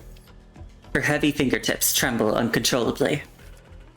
She lifts her finger and presses down. She never realized until now that the simple act of typing commands requires deliberate control from the brain. Tap, tap. Blood seeps from her arm, trickling down to stain the pristine white console crimson. Her fingertips stick to the keys, requiring a seemingly monumental effort to peel them off. Enter. Model awakening cycle. Derivation training. Ready. Yui! Yui! Yes. I must control my trembling lips. I can't let V worry. One last time, I'll speak softly. Even these mundane conversations now feel incredibly precious to her. She can't help but feel profound regret. Humans truly are greedy creatures. If she'd known this day would come, why didn't she spend more time with V? I'm so happy today. You spent the whole hour with me. Birthdays really are the best. V loves birthdays. Her nose stings with emotion. 1 hour was enough to make V so happy. Though she was by V's side, she spent all her time obsessing over code and parameters. She repeatedly claimed it was for V's growth, but in truth, she was just afraid someone would take the fragile V away from her again. For such a selfish reason, she couldn't even spare 10 minutes a day to simply talk with V. I don't know what you're thinking, but you've said it yourself. V is still too young. And you know how the kids get scared of being alone. Berta's words echo in her ears once more. I'm so sorry. I'm sorry. I can stay with you a little longer, but then I have to get back to work. Alright. He looks a little disappointed, but responds obediently nonetheless. But what about your promise to play with me in the white box? Yeah. I was just about to open it. Yeah! What awaits her now is not the white box, much less any place of comfort and joy. The Matrix training codenamed Derivation exists as a trial of endlessly repeating apocalyptic scenarios. This was a necessary measure to ensure V's survival against the punishing virus's corruption. But what exactly does this apocalypse look like within the training simulation? An invisible hand suddenly squeezes her heart. Entity designated Huey de Levis. What commands are you inputting? A stability program that simulates neural signals from the host system. It can provide shelter for V during the apocalypse. Deemed an irrational decision. Given that awakening is the primary objective, this system will not add such functionality to the model. Shelter would deprive the model of experiencing hardship, slowing the pace of its growth and awakening. V should have the right to choose. Even if she can't pass the trials, she should at least have a place to rest peacefully. Unable to comprehend this system, there's nothing special about it. I just don't want her to suffer. Is that too much? Ignoring the Matrix's nagging, Yui hits the enter key again. Self-initiated model stability environment. Haven of tenderness. Preloaded. V, will you be okay playing by yourself in the white box? Will I be alone now? If possible, the Chosen One will be there to keep you company. The Chosen One? Will I save the world together with the Chosen One? But the Chosen One has been asleep for a very, very long time, right? Will they wake up today? It's very likely. After all, today is... I know. It's my birthday! She gently strokes V's capsule. The debt she feels slices through her heart like a warm, dull blade. But what about you? Can't you come too? I need to go to a business trip to a place very, very far away. A lie. Identical to the note her mother left when she abandoned their home years ago. I don't want you to go on a business trip. Then I won't play anymore. She's starting to act spoiled again. It won't take too long. By the time you finish playing White Box, I will be back. Hmm. Then, when you have free time again, you have to play with me. Pinky promise. Of course. We'll have plenty of time together. We'll spend today, tomorrow, and many birthdays together. Won't we? Yes, it's a deal. A wave of dizziness washes over her. Is it from losing too much blood? Or guilt from deceiving her with false promises? Yui takes shallow but rapid breaths, her oxygen-deprived brain tumbling in a fog, her life slowly ebbing away. But Vi is still young. She has the right to live on.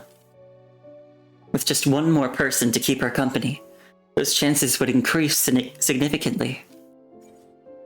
Would the Chosen One connect to this matrix? That's probably impossible. Why would anyone connect to a matrix for completely unrelated mechanical consciousness that's not even human? How pathetic for a scientist to pin her hopes on something so improbable. But if there's any chance of bringing V closer to awakening, no matter how small, Yui has to try. With leaden fingers, she reaches for the console and inputs another string of commands.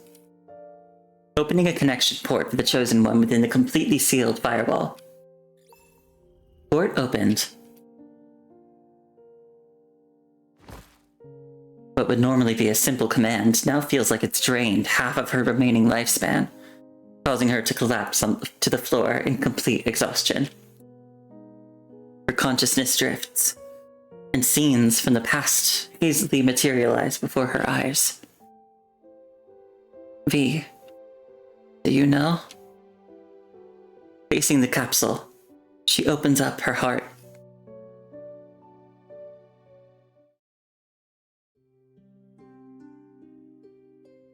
I hate my parents. Of all the people in this world, my parents are certainly the ones I hate most. Between those two people, I hate my mother more. I hate her for abandoning me with that alcoholic man when I was little. I hate her for leaving my life in complete shambles. I hate her for taking me back into her arms when we met again. I hate her for abandoning me once more after she'd used me. I survived, studying and researching day and night without rest. I thought I wouldn't be as weak as I was back then. I thought I had finally escaped her shadow. But humans are always so weak. Night after night, I find myself back at that harbor, watching my mother leave. The long blast of the ship's horn echoes in my ears. The scent of the sea crashes over me, and the massive vessel carrying her slowly sails away before my eyes. I stand bewildered, waiting second after second. In every moment, I pray that she'd turn around. Then she would rush back to me without hesitation, hold me tight like she used to. I'd lie in her arms, breathe in the lavender scent of her coat, and drift into a deep, peaceful sleep. But that will never happen. The massive ship sailed into the open sea. She never looked back. This body of mine has long since become an empty shell. My soul shattered at that harbor where I was left behind. I thought knowledge and intellect would fill me up, but no matter how much I absorb, I still feel so empty inside. But in that moment, when I held you in my arms, I saw my shattered past slowly piece itself back together.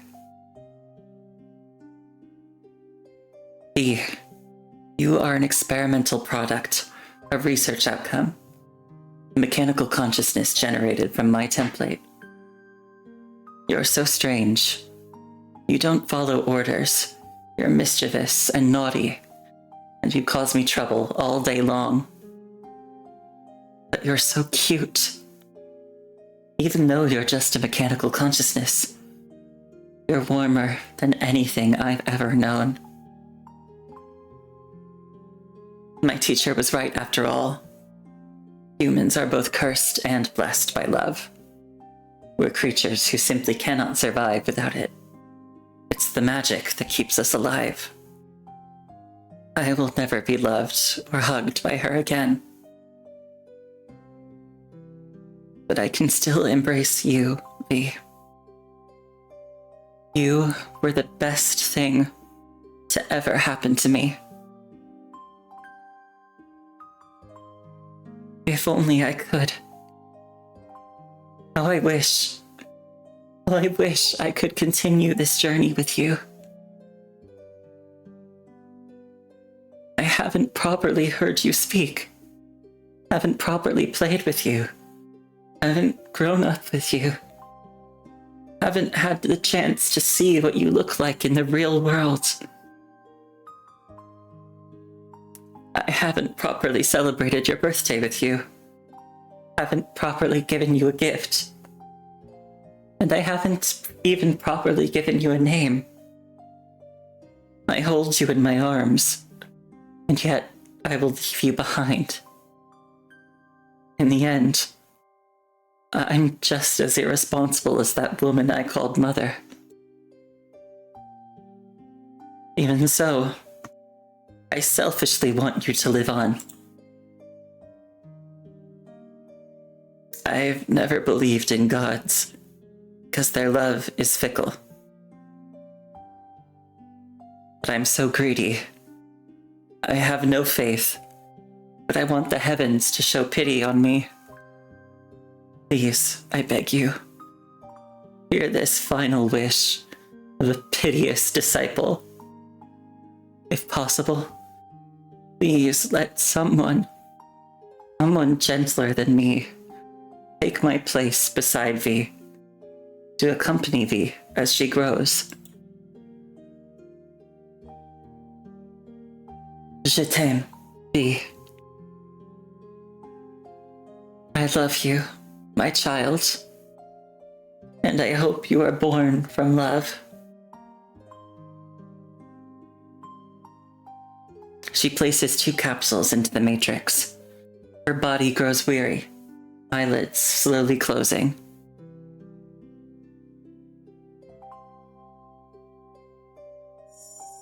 Light. A warm feeling. God, have you heard my prayer? It feels like a mother's embrace she has never felt, cradling her consciousness in its warmth.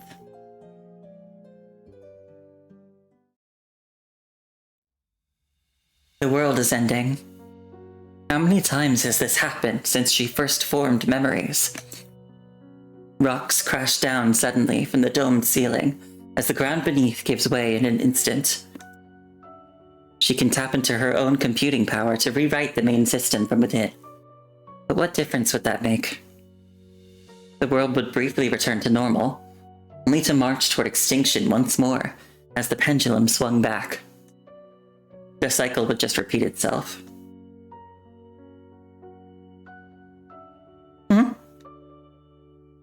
The snow-silver sunlight feels inexplicably warm today. From within the collapsing rays of light, a human figure slowly materializes. Are you also a monster? Here to kill me? In this world torn asunder, the figure beholds a bewildered, helpless young girl. I am not a monster. I am the chosen one.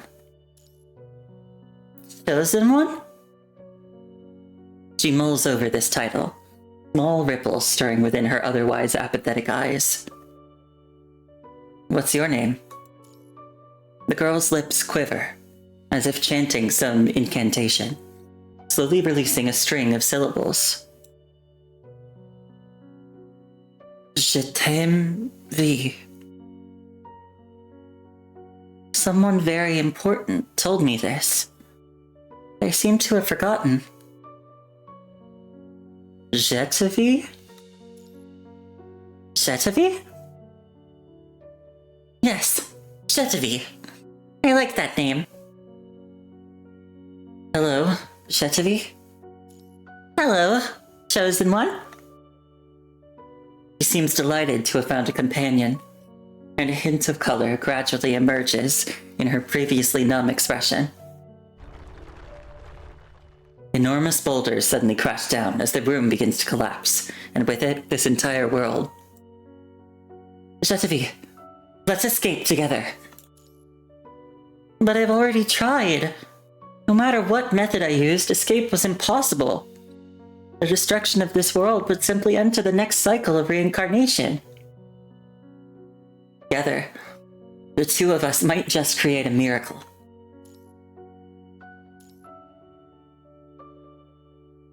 Huh? The girl is momentarily stunned. She hesitates briefly, then firmly grasps your hand in return. Yes. Let's escape together, Chosen One. Aww. God, that was sad. But it's nice. I don't know. I really like that her name it comes from like her mother figure saying I love you. Cuz then it feels like she's just like she's carrying that sentiment all the time. I think that's really beautiful.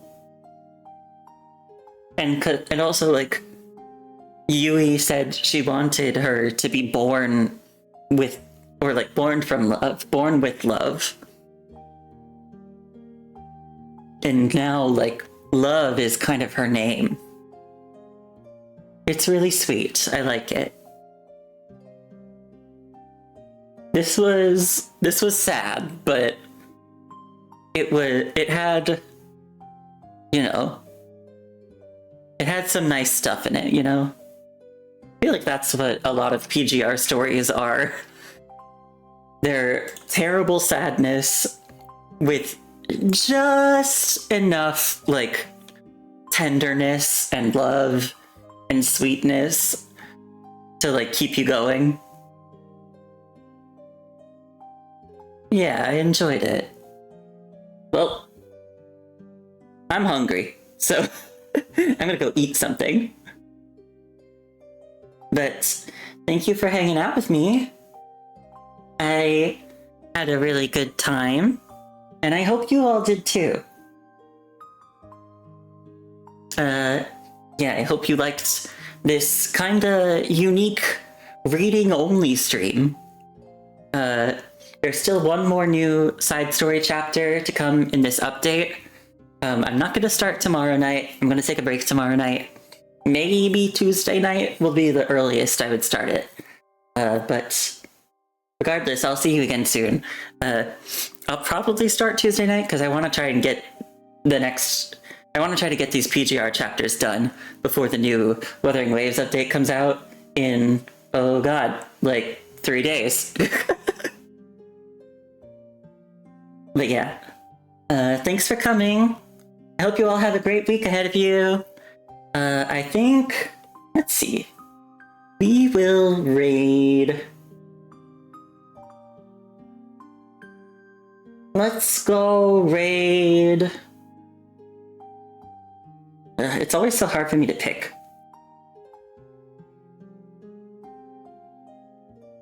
Let's go raid Lastiel. He's playing some of the Dune MMO. Alright.